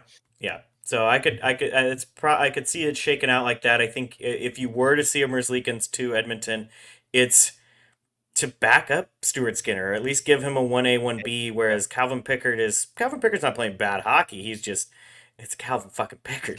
Pickard. When's the last time we were talking about Calvin Pickard? Yeah, career backup goalie. Yeah, exactly. Yeah, exactly. So, it'll be interesting to see. I think you're right. I think those are the three big names. I don't think anybody else is really worth looking into. I've seen a few podcasts talking about, Reimer's potentially an unrestricted free agent. I think Samsonov, right? Like, I think at this point you got this. That's the big three, and it probably goes Gibby, Markstrom, Merzlikins. Reimer's great for Reimer would be great for a Stanley Cup team in the sense of like where they don't necessarily need elite gold. Like Reimer could go to Colorado and be fine, Sure. Like Reimer could go to fucking. Let me throw out maybe Carolina, right? Because maybe Freddie comes back. He's feeling good. You just need a guy behind him. I thought Reimer was already with Carolina. Nah, I think wasn't he Florida? I thought he was Florida. I don't fucking know. It doesn't matter. Nobody should be picking up James Reimer when there's other options. It could be like a producer thing. We could find out if where I could have swore he was with fucking. I could have swore he was with Carolina. Could be wrong. Anyway, he definitely could have been. Okay. And maybe I'm mixing up. Maybe Rant. I think I'm mixing up Ranta and Reimer. I'm just maybe. I don't know. Maybe that's Alex. I know Carolina's had like those like ancient goaltenders where you're like, oh yeah, okay, yeah, nice. Okay, nice he thinker. was with Carolina in 2019. That's right. Good okay, call. There we go. And then he was on San Jose Island for a little bit too. So yeah, that's where nobody wants to be. No. Kakkonen's another name that was getting thrown around. So that's Gotcha. Okay. Yeah, they're super bad. All right. Last thing before we get into our check-in, the halfway season mark. Bruce Boudreau, right? Like not too long before we started the show. Bruce, old Butterball Bruce comes on. He was on the NHL Network or something like that. He was in a hot seat, talking to an analyst position, and was saying that basically he was told, he didn't give any names, but he was told by upper management that They wanted him to put Quinn Hughes at there. Oh, look at that! Look at that guy! God damn, Look at what a that guy! sweet old man. Couldn't hurt a fly. No.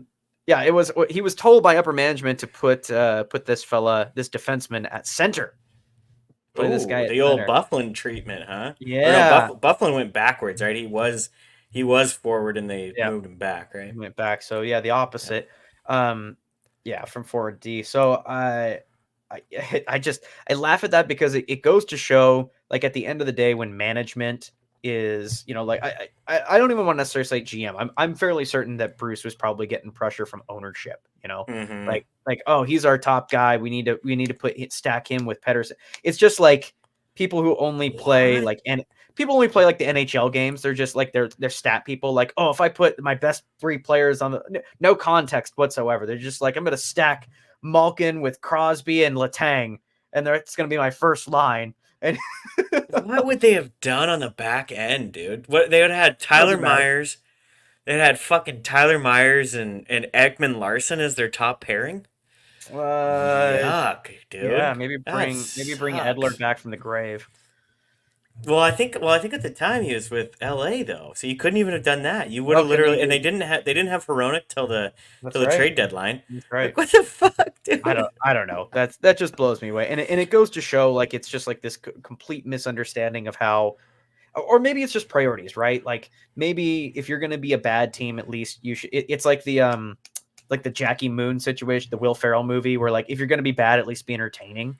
Right. So, like, maybe the idea was, okay, well, we're going to suck. At least put, our top 2 players on the same line and have them pass back and forth to each other. So, like, that's the only logic that I see from, like, a marketing standpoint, but that's not how you win fucking hockey games. It had to just be at, like, some fucking just fundraiser where everyone's hammered and, like, the GM or the owners of the fucking group were just shit-faced talking with fucking Butterball, and he was like, no, I'm not gonna do that, dude. Yeah, I'm actually not gonna do that. Yeah, so here's what's funny.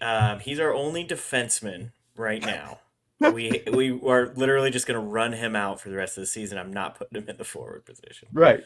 Good God. Well, and I was thinking Burnsy too, right? But Burnsy did the same thing. He went forward to D. Yep. Crazy. We don't do that anymore. When's the last? Is that the last time we've done that? Burnsy and Buffy. It's rare to see, like, every once. Yeah, it's got to be. You don't see that very often. It's weird, dude. Fucking weird. Everybody trains for positions and whatnot. So, sure. In any case, so let's get into it. The kind of the thing that we've been teasing up until this point. We're basically at the halfway point. Some teams are still playing catch up. I'm not sure how. To the utter dismay of Ottawa Senators fans, they've only played 37 games. Yeah, they got a shot, man. They still have some games at hand. There's hope. Love you, Bobby, but good God, no, bro. Yeah, we love Bobby, but man, holy shit, that's rough time. Rough time to have an Ottawa podcast. You think fucking like Brady and Stützle are just like they're buying new irons? Like, they're definitely gonna be on the golf course in like a month, dude. Oh, bro, no, listen, man, Shane Pinto is back, and he's gonna turn this team. Oh yeah, fuck, they never lose again, bro. Yep. God, fuck. That's right. Is there really still optimism there? There can't be, right? There's like, I even saw some delusion. No, actually, the joke here is that there's they're among Ottawa fans, they're doing like a ballot stuffing campaign to get Shane Pinto into the All-Star game. Nice. I love it. Like literally they got clipboards and shit on the fucking downtown streets of Ottawa. Yeah. Good for them. Yeah, everybody's just retweet this, please. I'll sign you up for Twitter. Just retweet Shane Pinto for All-Star Grandma game. Oh my God, that would be so fucking great. Fantastic. But no, I don't. I think even the most ardent Ottawa, because I mean, we're fairly active on Twitter, and we know that there were some pretty militant Ottawa fans saying like that this was the rebound year, and of the 3 teams, Buffalo, Ottawa, and Detroit, that we've talked about before, like, they were the team that's going to take the step, and it's couldn't be more further from the truth. If anything, they've taken a step back somehow. Who would have thought when you lose Alex DeBrincat and replace him with Vladimir Tarasenko, you're actually going to take a step back? So weird. Yeah, I think Korpisalo is my biggest what the fuck. Like he's not even putting up Cam Talbot numbers, bro. We talked about this. Like it's Korpisalo is in that category of acceptable goaltender, but he's not one of those guys that can bail out your defense. So you need to have a solid defensive core, and he's going to stop the shots he's supposed to stop because he's not a bad goalie. He's a Grubauer. Would you throw him? Yes. Yeah, you throw him in a bucket. Gotcha. Right. It's he's going to stop the outside perimeter shots. He's going to stop, the things he's supposed to save, he's going to stop. But if there's any sort of defensive breakdown or 2-on-1s or anything like where the goalie is left out to dry, he's letting those in more often than not. And that's and it sounds like I'm really ragging on the guy, but like a lot of would Korpisalo be having more success in Carolina? I think so. I think he would be. Yeah. I think he'd be. But he did in LA, right? So yes. And behind what is realistically a defensive team, right, or a defensive structure, like you're saying. So, yeah, he would be. Joe Sakic would be more than happy to have Jonas Korpisalo on the team to lead the Colorado Avalanche into the playoffs. Him putting up a 900 save percentage. That's fine. Like that's get all them through that, right? That's all Colorado needs. Colorado doesn't need 940 goaltending. They will outscore their problems. They've got a solid enough defensive system. You've got basically a perennial Norris Trophy candidate as long as he's playing hockey. Like you don't need all-star goaltending. So he would work on those types of teams, but you can't take Jonas Korpisalo and put him on a bad team. He's not Gibson, he's not going to put up plus 900 save percentages on a team like this. Sure. So, and that's the problem is that they thought that I think maybe LA might have fucking tricked him a little bit in the sense that like, oh yeah, it's, Jonas you just had to get a Columbus. It's like, no, man, like all you did was take him from Columbus. Ironically, 9 and 10, Columbus and Ottawa. So yeah, that's all right because LA got tricked by Winnipeg, so it kind of evens itself out, right? Very true, very true. But yeah, so we're looking at this is basically the halfway point. We're coming up on the All-Star break. 2-3 weeks out. Most teams are at the 41 game mark, which is the halfway point. Kind of looking at it and almost even compare. I wish we had our stats up from our picks from Thanksgiving, but not too much has changed since then.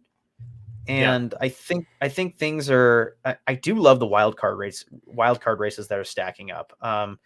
Boston is Boston's Boston, man. Like, what are you gonna say? What can you say? They're just gonna keep doing it, man. It's crazy. It's crazy to me because it kind of shows the center position winning faceoffs. We've kind of seen this become a little bit more of like it kind of matters. Like it doesn't matter as much as they used to put a ton of fucking, and not saying that these guys aren't winning faceoffs, but they don't have elite centers, right? And they're still fucking winning games. It's just, it's crazy. So yeah, I think it's good coaching, and realistically, as much as everyone hates him, I think Brad Marchand's a good fucking leader, man. Yeah, I think there's a leader in there. So and elite goaltending are easily. Yes. I don't think there's much debate on it. They have the best goaltending duo in the league. It's hard. I don't think there's an argument. I don't know. I'd have to think long and hard to even come up with just being a devil's advocate because I think those two literally like Swayman is Santa Claus for fucking for Olmark's fucking kids at Christmas, right? So I'm trying to think of it's crazy. Trying to think of like goalies that have bailed him out. Like I mean, in theory, you could say Quick and Shesterkin, but that's more of like Quick is bailing out Shesterkin at the moment. Scott Wedgwood has played well in Ottinger's absence. Oh, don't get me started on the second Matt Murray. There's another fucking Matt Murray. There is another Matt Murray. He's also a fucking goalie. It's so annoying, dude. That is very. Does he I also hate him for being born? Does he also look like he works at Hot Topic? Kinda. He's like a skinny little. He's a skinny little guy. I think he's better looking than Matt Murray, but that's just a. Is Matt Murray better looking than Matt Murray? I think it's a real close competition between Matt Murray and Matt Murray. Okay. Yeah. Matt Murray, Dallas, NHL stats. Let's look at this fellow. Let me see. Just type in Matt Murray stud. not emo one. Non-emo Matt Murray. All right, you're gonna get some fucking dude from like Georgia or something. Yes, something that I probably don't want to pull up. Yeah, that makes a lot of two Matt Murrays, sense. Two Matt Murrays. Oh, 2 cups though, right? Matt Murray has 2 cups. That's right. Okay. Yeah. There you go. Yeah. His there you head, go. so his head's kind of got like the Mega Mind. It's got a He little bit of does. Mega Mind to it, where it's lower, like a skinnier jaw, bigger forehead. But Oh yeah, he plays sure, he's nice. he plays Total War and RuneScape for sure. Definitely, dude. Yeah, he's got Minecraft on fucking quick. He's bookmarked it.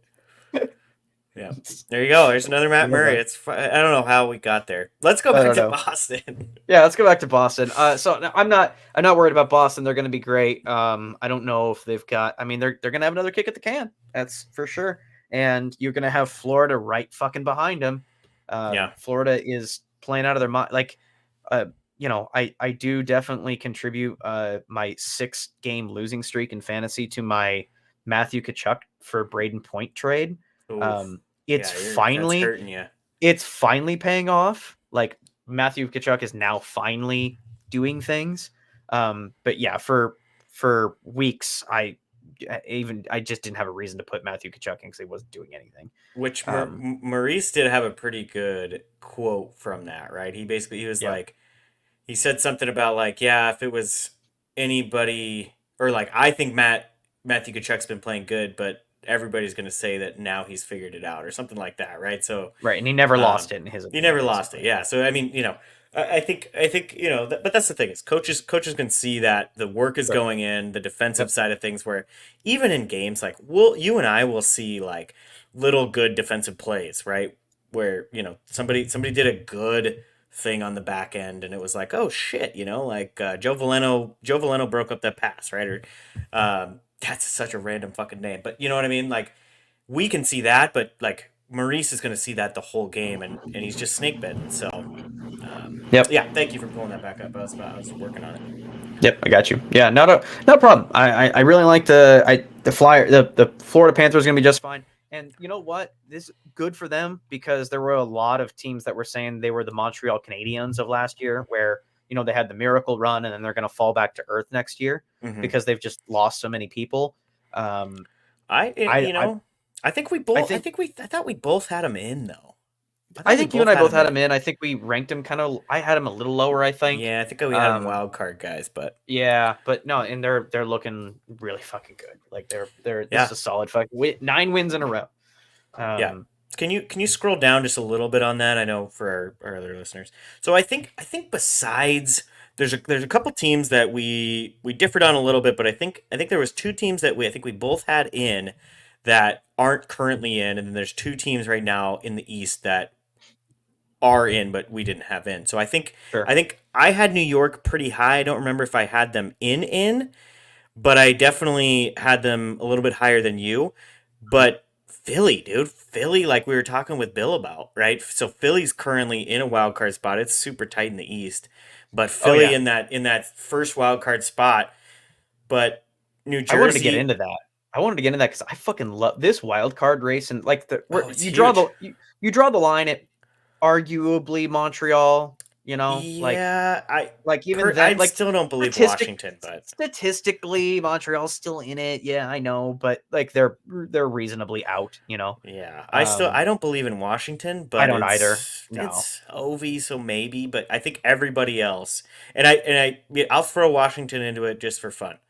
Kuzi's been bad. Like he's just not like when he's gone, he's done, right? Yeah, Kuzi's been bad. Ovi, I watched him. So I went to the hub and watched the Kraken Caps game where the Kraken, I mean, really just dominated the game. Joey bailed him out in the first period, and he did. God, he definitely did. He's a fucking stud. Can't wait to get it, dude. Joey, we need to end on the show on that because I don't want to hear. I don't care how fun it is to say Brew, okay? That guy needs to fucking not see the ice. Isn't it more fun to chant Joey, though, dude? Like, Joey, come on, man. Joey. Yeah, oh, absolutely. Man, and that guy he hasn't been the best player on the Kraken. He's been the best goalie in the fucking league. Yeah, I mean, over their little streak that they've been since he basically came in, he had a couple kind of questionable starts, and then it was just like, oh, fuck, this is easy. I've been doing this in the AHL. I've been doing this at every level. And then it was just fucking lights out. He has been lights out. It's ridiculous. Grubauer he's another Grubauer's in that category of like if you send him to Carolina, I Move feel him. like he'd be okay. Yeah, move him. Yeah, If I feel like this goalie market, you Yeah. should have told everybody that Grubauer was available before Markstrom became available, because Grubauer potentially could have been in that Merzlikins Grubauer conversation just because Yep. people don't watch Seattle, Yep. right? So you could have convinced some team that to move him, but now now he's moving down that fucking list. So Yep. yeah, I think you move. I mean, this is the year to move him when you have very goaltender hungry teams in the East, but Yeah. they won't. So They won't. yeah, no, and we'll get into that in here a bit when we get to the West. But yeah, right now, I mean, the Rangers, I don't think there's too much surprise. We had them in there. Carolina, honestly, to me, Carolina is frightening because like they're second in that division with bad goaltending. Mm-hmm. Like, imagine if they can actually settle down their goaltending problem. This is like a better version of the Seattle team where like there is no true like one S tier star. This is just a deep, solid team. You got good guys on every line.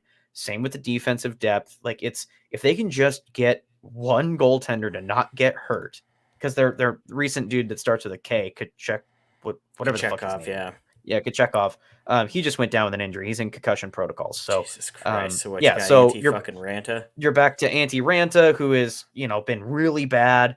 And, you're hoping that Freddie Anderson comes back. But, Freddie Anderson's fucking Wicker Man, all right? He's made of goddamn glass.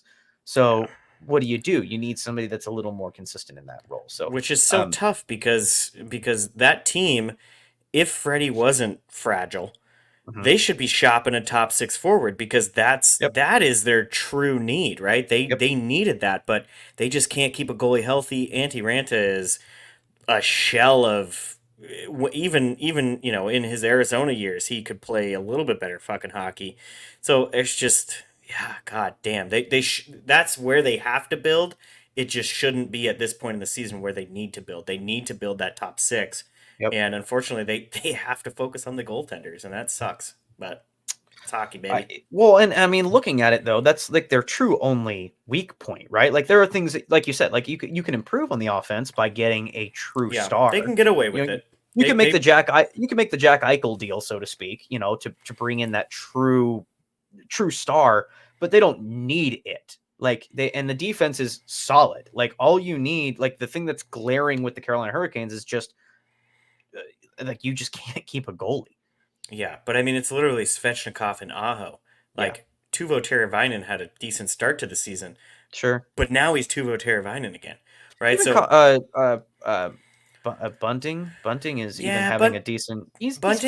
Bunting's okay, but I think it's crazy to look at their top six and just go, this is built to be a defensive forward group, right? That's just what they are. They besides Svechnikov and Aho, and maybe Bunting, right? I mean, you know what? I'll throw him a bone. Bunting, right? You still need that fourth guy, right? You need somebody that's gonna fucking do something. So yeah, and maybe and I've heard Lindholm potentially connected there. I've heard there's some centers because I think that's probably where they could do it, and they have some guys like the Ducks that can kind of move back and forth between center and wing. So yeah, they'll be interesting. Islanders are fake good. I don't believe them. I don't believe in them, and they will fall out. Okay. And I'm not even like 100% on that they exist still. Yeah, the NHL just puts them. It's a simulation. Yeah, it's not real. They're in the Seattle Kraken boat, and as a loose Seattle Kraken podcast, like I'm still going to be critical of the fact of, yes, it's great that we're on an 8-game win streak and like a 11 or 12 game point streak. Like that's great, but all this does is completely wipe out the 11 game losing streak we had before. So like, yes, that's great, and we needed it to like get back into the hunt, but like. We need more. Like we're gonna need more to be actually taken seriously and be like, oh, this Kraken are fucking the real deal, because all this, it's like the Edmonton Oilers. Like the Edmonton Oilers are on a fucking heater right now, but all this heater has done right now is just completely it's washed out.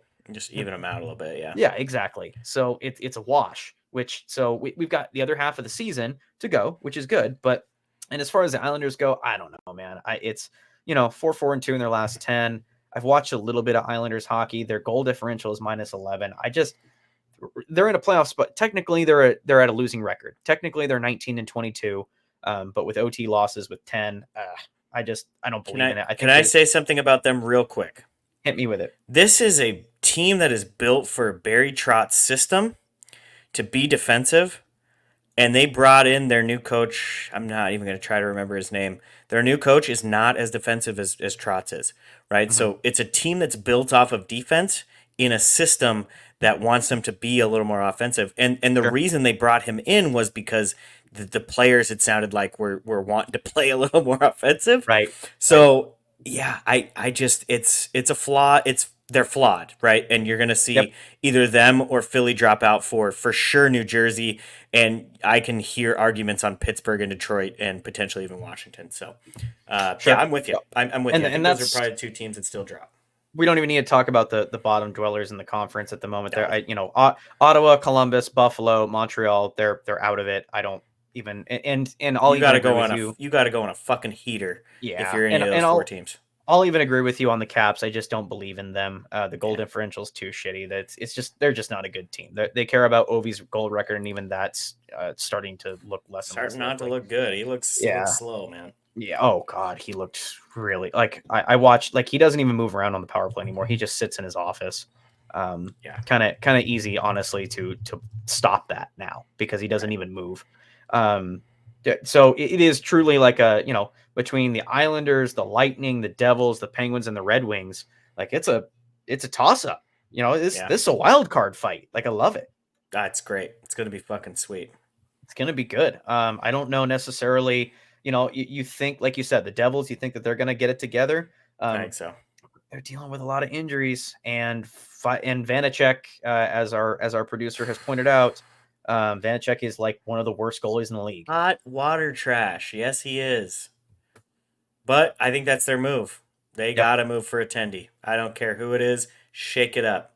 Yep, they shake it up. I think if the Devils make a goaltending move here semi soon, I think that yes, they're ones that you can push in, and it's hard to doubt the Tampa Bay Lightning in that sense. I do think the Flyers kind of, they're 3-4-3 in their last 10. We'll see. Pittsburgh is middling. I just don't think they're going to do it. And the Red Wings, they're middling for different reasons as Pittsburgh. The Red Wings have really high highs and really low lows. They're scoring a lot of goals, but they're also getting a lot of goals scored against them. And that has a lot to do with bad goaltending. They're just not, they can't get a save. Would they bring attendee in at this point? No, they've got Casa waiting in the wings. No pun intended. Lyon is going to be acceptable moving forward. Yeah, he's the Band-Aid. Reimer is going to be fired into the sun as soon as Ville Husso is fine. They've got too much invested in those three goalies for the short term, at least two goalies for the short term to really make a move for a goalie. And as far as like teams that need them to make a push, like the Red Wings are, it's not. Isn't this what we said about them at the beginning of the year though?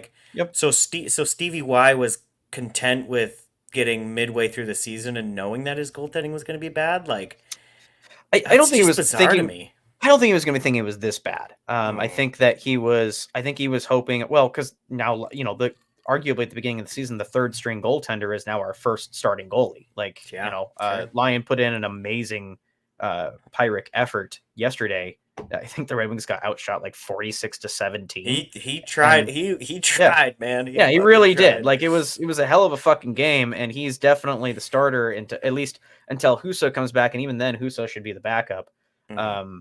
So it's Red Wings will make it interesting. The Penguins will continue to, have it's Sidney Crosby and Malkin. Like, as long as they're on their team, you can never count them out completely. But yeah, I will disagree with you on the Devils. Like, if the Devils they're dealing with a lot of injuries right now, and if they stick, you're not going to make the playoffs with the worst goaltending in the league. That's what I'm saying. They have to make that move. I was going to say, to your credit though, if they do make that move, I think things stabilize. So let's jump to the West. Cool. Because I want to talk a little bit about the goddamn Winnipeg Jets. Hell yeah, dude. Holy shit. Fuck yeah. Woo! Good for them, you know? So checking on like our half, like we don't have them pulled up, but I think I was slightly higher on them than you, but I still think I had them out of the I might playoffs. be able to pull this up. Yeah, So, keep but talking. yeah, so I think I still had them out of the playoffs. Like I didn't think, like I thought all the off ice stuff would kind of even out, which it clearly has. Like, they've signed their guys. On paper they're a bad team. I just Yeah. So, but they have arguably the best goalie. Arguably a top five tendy of the last fucking 7-8 years, right? So there was always that possibility that they were just gonna fucking stonewall. They literally have gone like 30 something games of under 3 goals allowed, which is just fucking insanity, dude. That does not Hellebuck happen. is He is Hellebuck, so man. good, and Lauren Brossoit is feeling good, right? Like that's not a bad tendy. So yeah, this team, they're getting great play out of Gabe Velarde. Shifley, I think, just got hurt the last game, so that'll be interesting one to kind of see how their center depth is and stuff like that. Perfetti has taken another step. Ehlers figured his shit out. Josh Morrissey is just proving every day that he is actually a fucking, top 10, top 15 defenseman in the league, whereas we couldn't have told you that 5 years ago, right? So, it's just they really are playing good hockey, but this good? I mean, shit. Do you think it's gonna fall off, or do you think this is this? I mean, are they No, Vancouver? Are they real?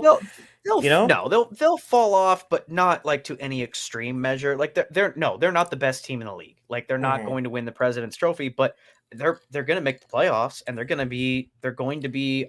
Look, man, Connor Hellebuck is the goaltender equivalent of McDavid in the sense that he will drag this team into the playoffs, and if he 100%. is their goaltender, they've got a shot.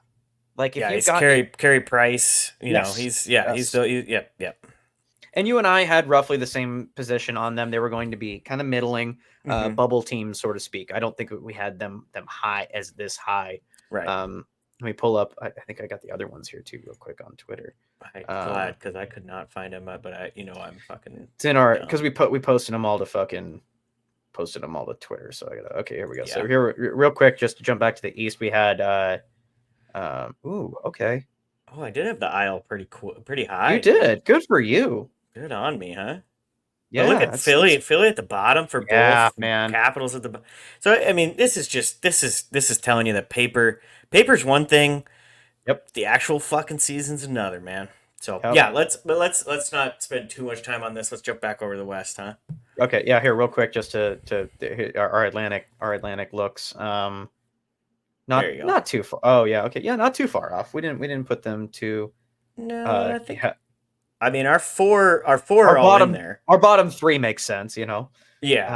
Yeah. And then I think we both had Tampa a little. I don't think not many people were expecting the drop off that Tampa did have. So. Well, and I think a lot of that is obviously Vasilevsky, but yeah, sure. I mean, we didn't even know at that point who. Actually, I don't think Vasilevsky was officially hurt when we put these out. So that's fair. Yeah. That's fair. But I think we didn't know how bad that goaltending was behind it. But sure. Yeah. But no. So I'll jump back to the standings real quick here. Yeah. Yeah. No. I think that they're playing good, man. I don't think very many people. And they're missing Kyle Connor. Even Jets, right? Yeah. Who knew that their leading scorer going down was all they needed to become the best team in the league? I think they keep this momentum, right? They keep that top line. You stick Kyle Connor with Perfetti on that second line, just fucking roll it. And he's got to be getting close. I think he was a 4 to 6 week guy, right? Yeah, he should be coming around here. I think I saw something that said he's skating, but I could. In any case, so that's good. Avs are right where they.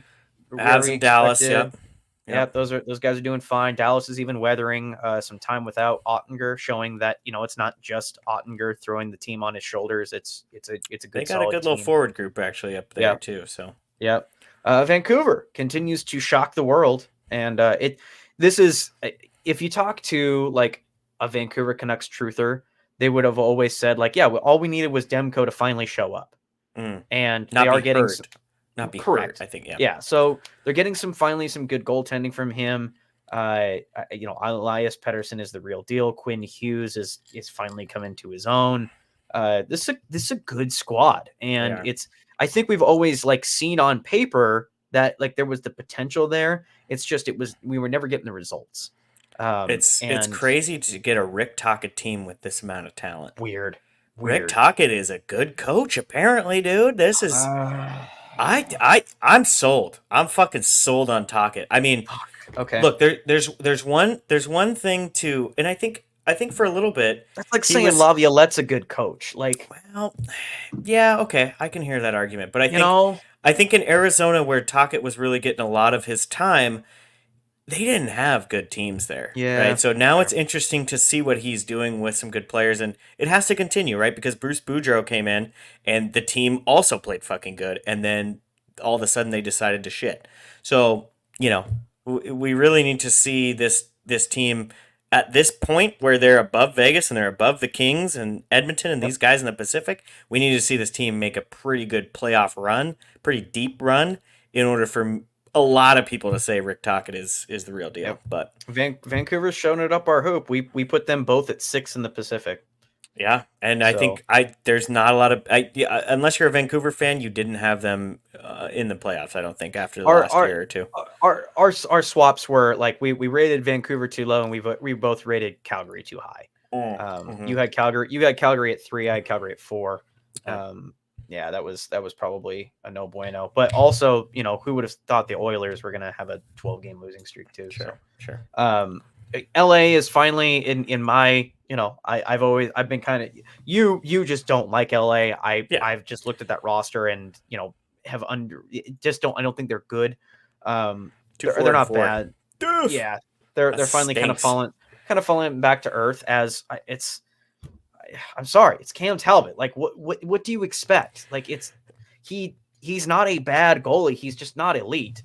And I did just watch this game against Florida. It really isn't Talbot, dude. It's just yeah. I mean, he's definitely tired. You can tell he's fucking old. And he's old. making every start. He's like 2 years older than me. But yeah, like he looks a little tired. But the team looks like they put all their effort in at the beginning of the season, and they've slowed down a little bit. So yeah, super interesting. Really good at home, 13-3-3. Interesting. Yeah. But they're going through same thing with Vegas, right? They're going through a little bit of a. I watched the Kings play the Red Wings, and that was a pretty close game. And honestly, in my like if you like have a league, like if you're comparing all the teams, like I think the Red Wings and the Kings are in that area where their strengths are really good, but they still have some pretty big weaknesses. Detroit's can score lots of goals, but they like. We need to score 4 because we're allowing 3 every game. So Seattle of last year. Correct. Yeah, absolutely. So that Detroit's in the fake good category of like we'll win if we can outscore our problems kind of thing. Sure. And I don't think that Kings are that way, but the Kings are also in the sense of like we've got glaring issues that are just not. We're instead of addressing them, we're just going to focus on our positives. And that's basically what you've got. Edmonton. Hottest, at the 2 months ago we were talking about how they were one of the worst teams in the league. Now they've won 9 in a row. Buried the lead in the beginning there, but it's the Connor McDavid show. Yeah. Oh God, he's 2 points per game at this point. He's so good, but it just goes to show how bad this team is really. It's really banks on him. Like it's right. Like if love he doesn't put up, it's him. If he doesn't put up 2 to 3 points a game, they're gonna lose. Like it shows how good he is and how terrible they are. Right. It's that whole Connor Brown signing is fucking a nightmare. It's hilarious. Hyman's been great. Yeah, Hyman's been great. But I think we all knew that Hyman was good. Right. We knew he was a great, alternative piece. Yeah. So. Yeah, Kane has definitely not been that tertiary. He's fallen off a lot. Yeah, that tertiary scoring that you were hoping you were going to get. Right. And you're once again shockingly not getting anything from the blue line. So, yeah, poor Darnell Nurse. I love that the Preds are right in it, man. Shout out to Johnny Miller. That team on paper, not good, and they continue to not be bad. But with UC Soros as your goalie, you're gonna always have good things.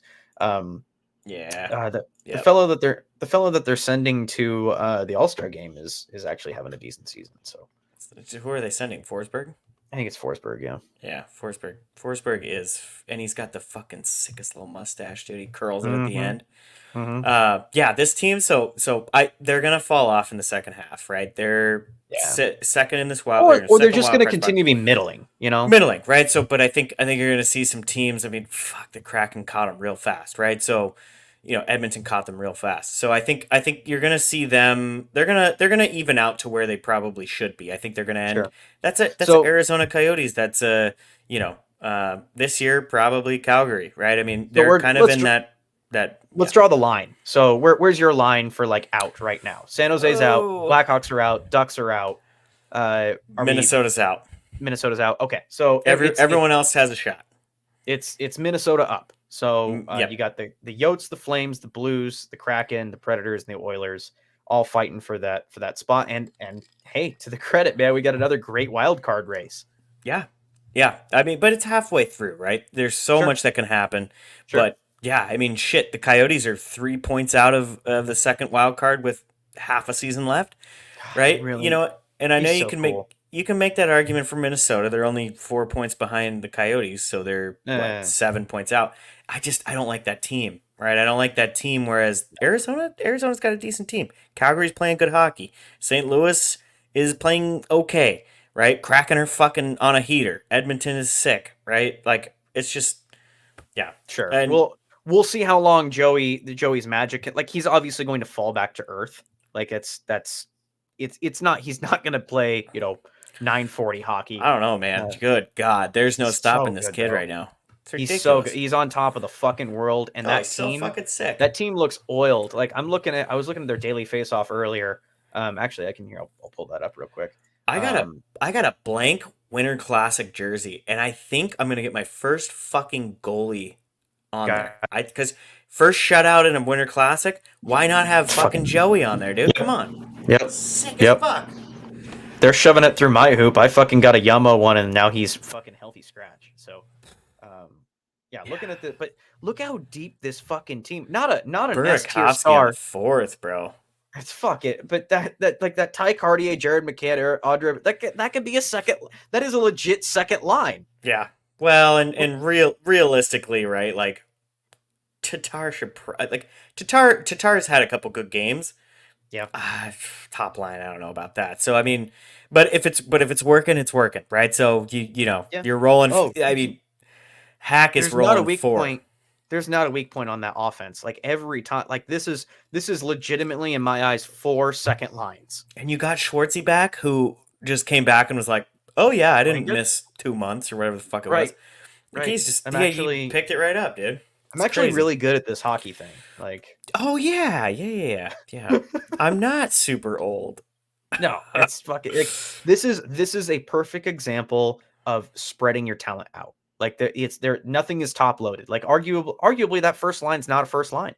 Like, you could make an argument that any of these lines are better than that first line. Well, and this should be a huge pat on the back to the Dusty Bender Hockey Podcast, because what have we been saying? Defense has always been a little bit wishy-washy, but what have they needed? They've needed a stabling force on the back end, and all of a sudden, you're looking at this top 12 of their forward group and saying, oh, fuck, they can win games with that.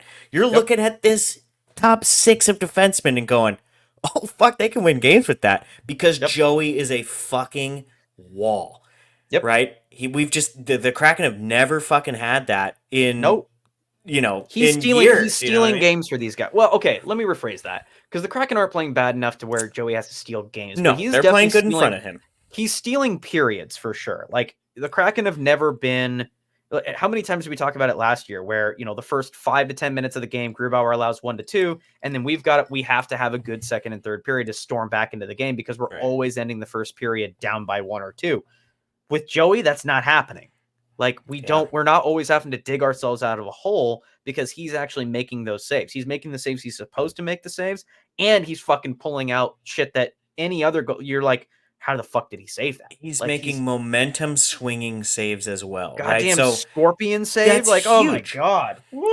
You know what? That should be like, I know there's just a million fucking statistics that we run on goaltenders and stuff. Like momentum swinging saves, right? NHL.com used to put the momentum chart on their fucking, I don't know if they do it anymore, but they used to put like the momentum, it looks like a fucking area graph, right? Mm-hmm. I want to know what the success rate of goaltenders who literally have the biggest swing in momentum, what that looks like, because that to me is success. I think to me that's a ridiculous stat. And goalie stats wise, he's got some of the best in the league. Like he's he's playing great.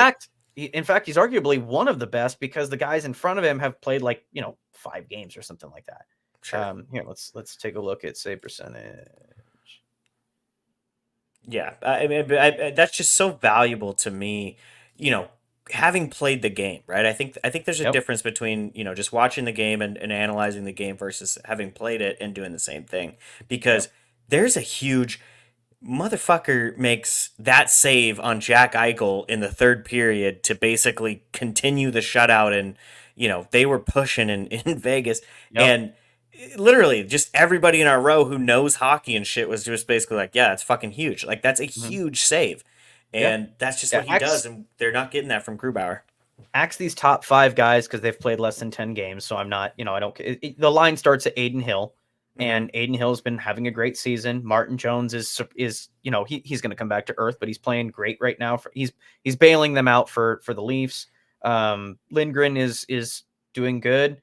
Don't count Rittich, and then you got Joey. Yeah. Right. In good company with, like, I don't know, Connor Hellebuck. You heard of this guy? Yeah, a couple times. Mm-hmm. Oh, you mean Charlie Lindgren, dude? Come on.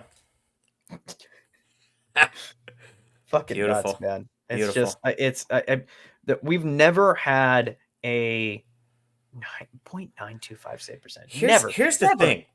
Not on Grubauer's best day. Yes, even with Grubauer for the last 2.5 years, we've never had a streak, like a stretch of Grubauer in the regular season anywhere close to this. No. Right? So, like, yes, he played well in the playoffs, but you got to make the playoffs, man. So it's crazy to me. He's doing and seeing his progression at each level.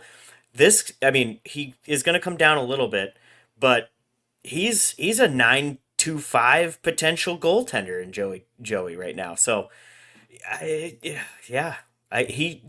no way Grubauer is coming in and if the first game he's back, he gets a start. No fucking way. So fucking furious. Unless it's against the Ducks or the fucking Ottawa Senators. There's no way that guy's getting a fucking game. I wouldn't even want to upset the balance. Like, I don't want Joey thinking that Grubauer is, like, on his heels. Like, as soon as Joey has one bad game, Grubauer is now the starter again. Like, I don't even want to fucking hear that. Like, Joey has earned it. Not only as being the best goalie on the team, he's one of the best goalies in the fucking league right now. Yeah, there's no way. Grubauer is riding pine, dude. He's getting splinters in that left and right cheek. He deserves it. At bare minimum, he's riding pine. If I'm the GM, he's fucking getting traded and bringing a top 6, sure. Or anything, like, or clearing cap space to bring in a top 6. Yep. Like, I'm doing anything that I can to send him. If you could send him off to Carolina, like, if you were like, Carolina, we'll send you Philip Grubauer, you retain all salary, and we'll take future considerations. Done. Yeah, why wouldn't you? Done. They won't do that. But... No, they won't. They'll want something, and Carolina's gonna be like, "Well, I'm not gonna give you anything for Philip Grubauer." So they're gonna sit on his fucking contract, which is annoying. But I don't know. I don't want to create an environment where you ruin any of this. Like, Joey is playing amazing right now. It's gonna be fun to watch it's fun to watch the Kraken right now because they go into games and that they're going to be competitive, and you can count on within the first 3 minutes, you're not going, okay, who's gonna get the tying goal because we're gonna be down 1 in the first 15 minutes, 5-10 minutes. You don't have to worry about that with Joey. Sure. And when they get that bailout save, the team's able to get some composure. The defense is allowed to actually kind of lean on more their defensive stuff. It's good stuff. I like it. I'm happy. Yep. Cool. Right All on. right, Taylor. We talked for 2 hours, but we had a lot of stuff. Yeah. Only thing I will say, shout out to John Miller, man. John Miller, sweet baby John Miller. Yes, sir. Yes, sir. I know Aaron definitely was talking to us about his heaters and shit that Johnny would be pissed about. So don't be like Aaron, folks, and maybe only have one space heater. That's right. That's no. Well, I mean, I'm this. No, this. I don't care what our producer says, man. This is an anti-space heater podcast, okay? Yeah, boo. I want. In fact, I'd like some merch now. Some Dusty Bender branded merch that's just completely anti-space heater. Just a space heater with the big red circle and the cross. Yeah, there you go. Exactly. And then we'll team up. We'll team up with the fire department and we'll flip those and support wildland firefighting or something. Love it. I love it. All right, folks. We appreciate you listening in. Oh, shout out to Bill. Yeah, Billy boy. Yeah, check his podcast out. What is it? It's the Orange and Backcheck. Orange and Backcheck. Yep, he's also on THPN. So check him out. Beauty for coming on. We'll have him again, maybe. Who knows? Maybe there'll be another trip. Maybe Zegras is going back. Maybe Zegras can go play for Torts and we can bring him back on. Maybe, or Torts will maybe kill a media or Drysdale. Finally, but he'll just finally, like, one day they'll be like, "Hey, Torts, what did you think of Zegras's fucking last Michigan goal?" Just trying to get him, and he'll be like, and he'll just jump the podium. He's just got a fucking hatchet in his back pocket. Jesus Christ, Torch, chill out. All right, Zegras to Philly confirmed. Because yeah, it's definitely is it, you see the quote? Zegras misses his Peabody. Yeah, I'm sure they freaking jerked each other off, dude. That's what hockey players do, baby. They peed together, man. All right, that's chemistry right there. 100%. 100%. Zegras never gonna be the same. That was Verbeek's moment. He's like, I can't fucking have this guy on my team anymore. It's not. It's these two are doing weird shit. Guys peeing with my other players. Jamie didn't even know about it. All right. On that note, we'll sign off for the day. Thanks again, everybody, for listening in. We really appreciate it. Please subscribe to us on Twitter, Instagram. Oh no, we're not on Instagram. Fuck that. Well, it might be in the future. Look out for the account we don't have yet. Sure. Go to YouTube, go to Spotify, go to Apple Podcasts, go to anywhere you get your podcasts and subscribe to us and leave us a nice review. We always appreciate that. And we also have some really awesome hats now, folks. If you're interested, we posted a photo of them on Facebook and Twitter. If you're interested in our hats, please send us a DM and we'll make sure that we can get some Dusty Bender merch to you ASAP. Hell yeah. All right, everybody. Thanks again, and we'll see you next week. Bye-bye.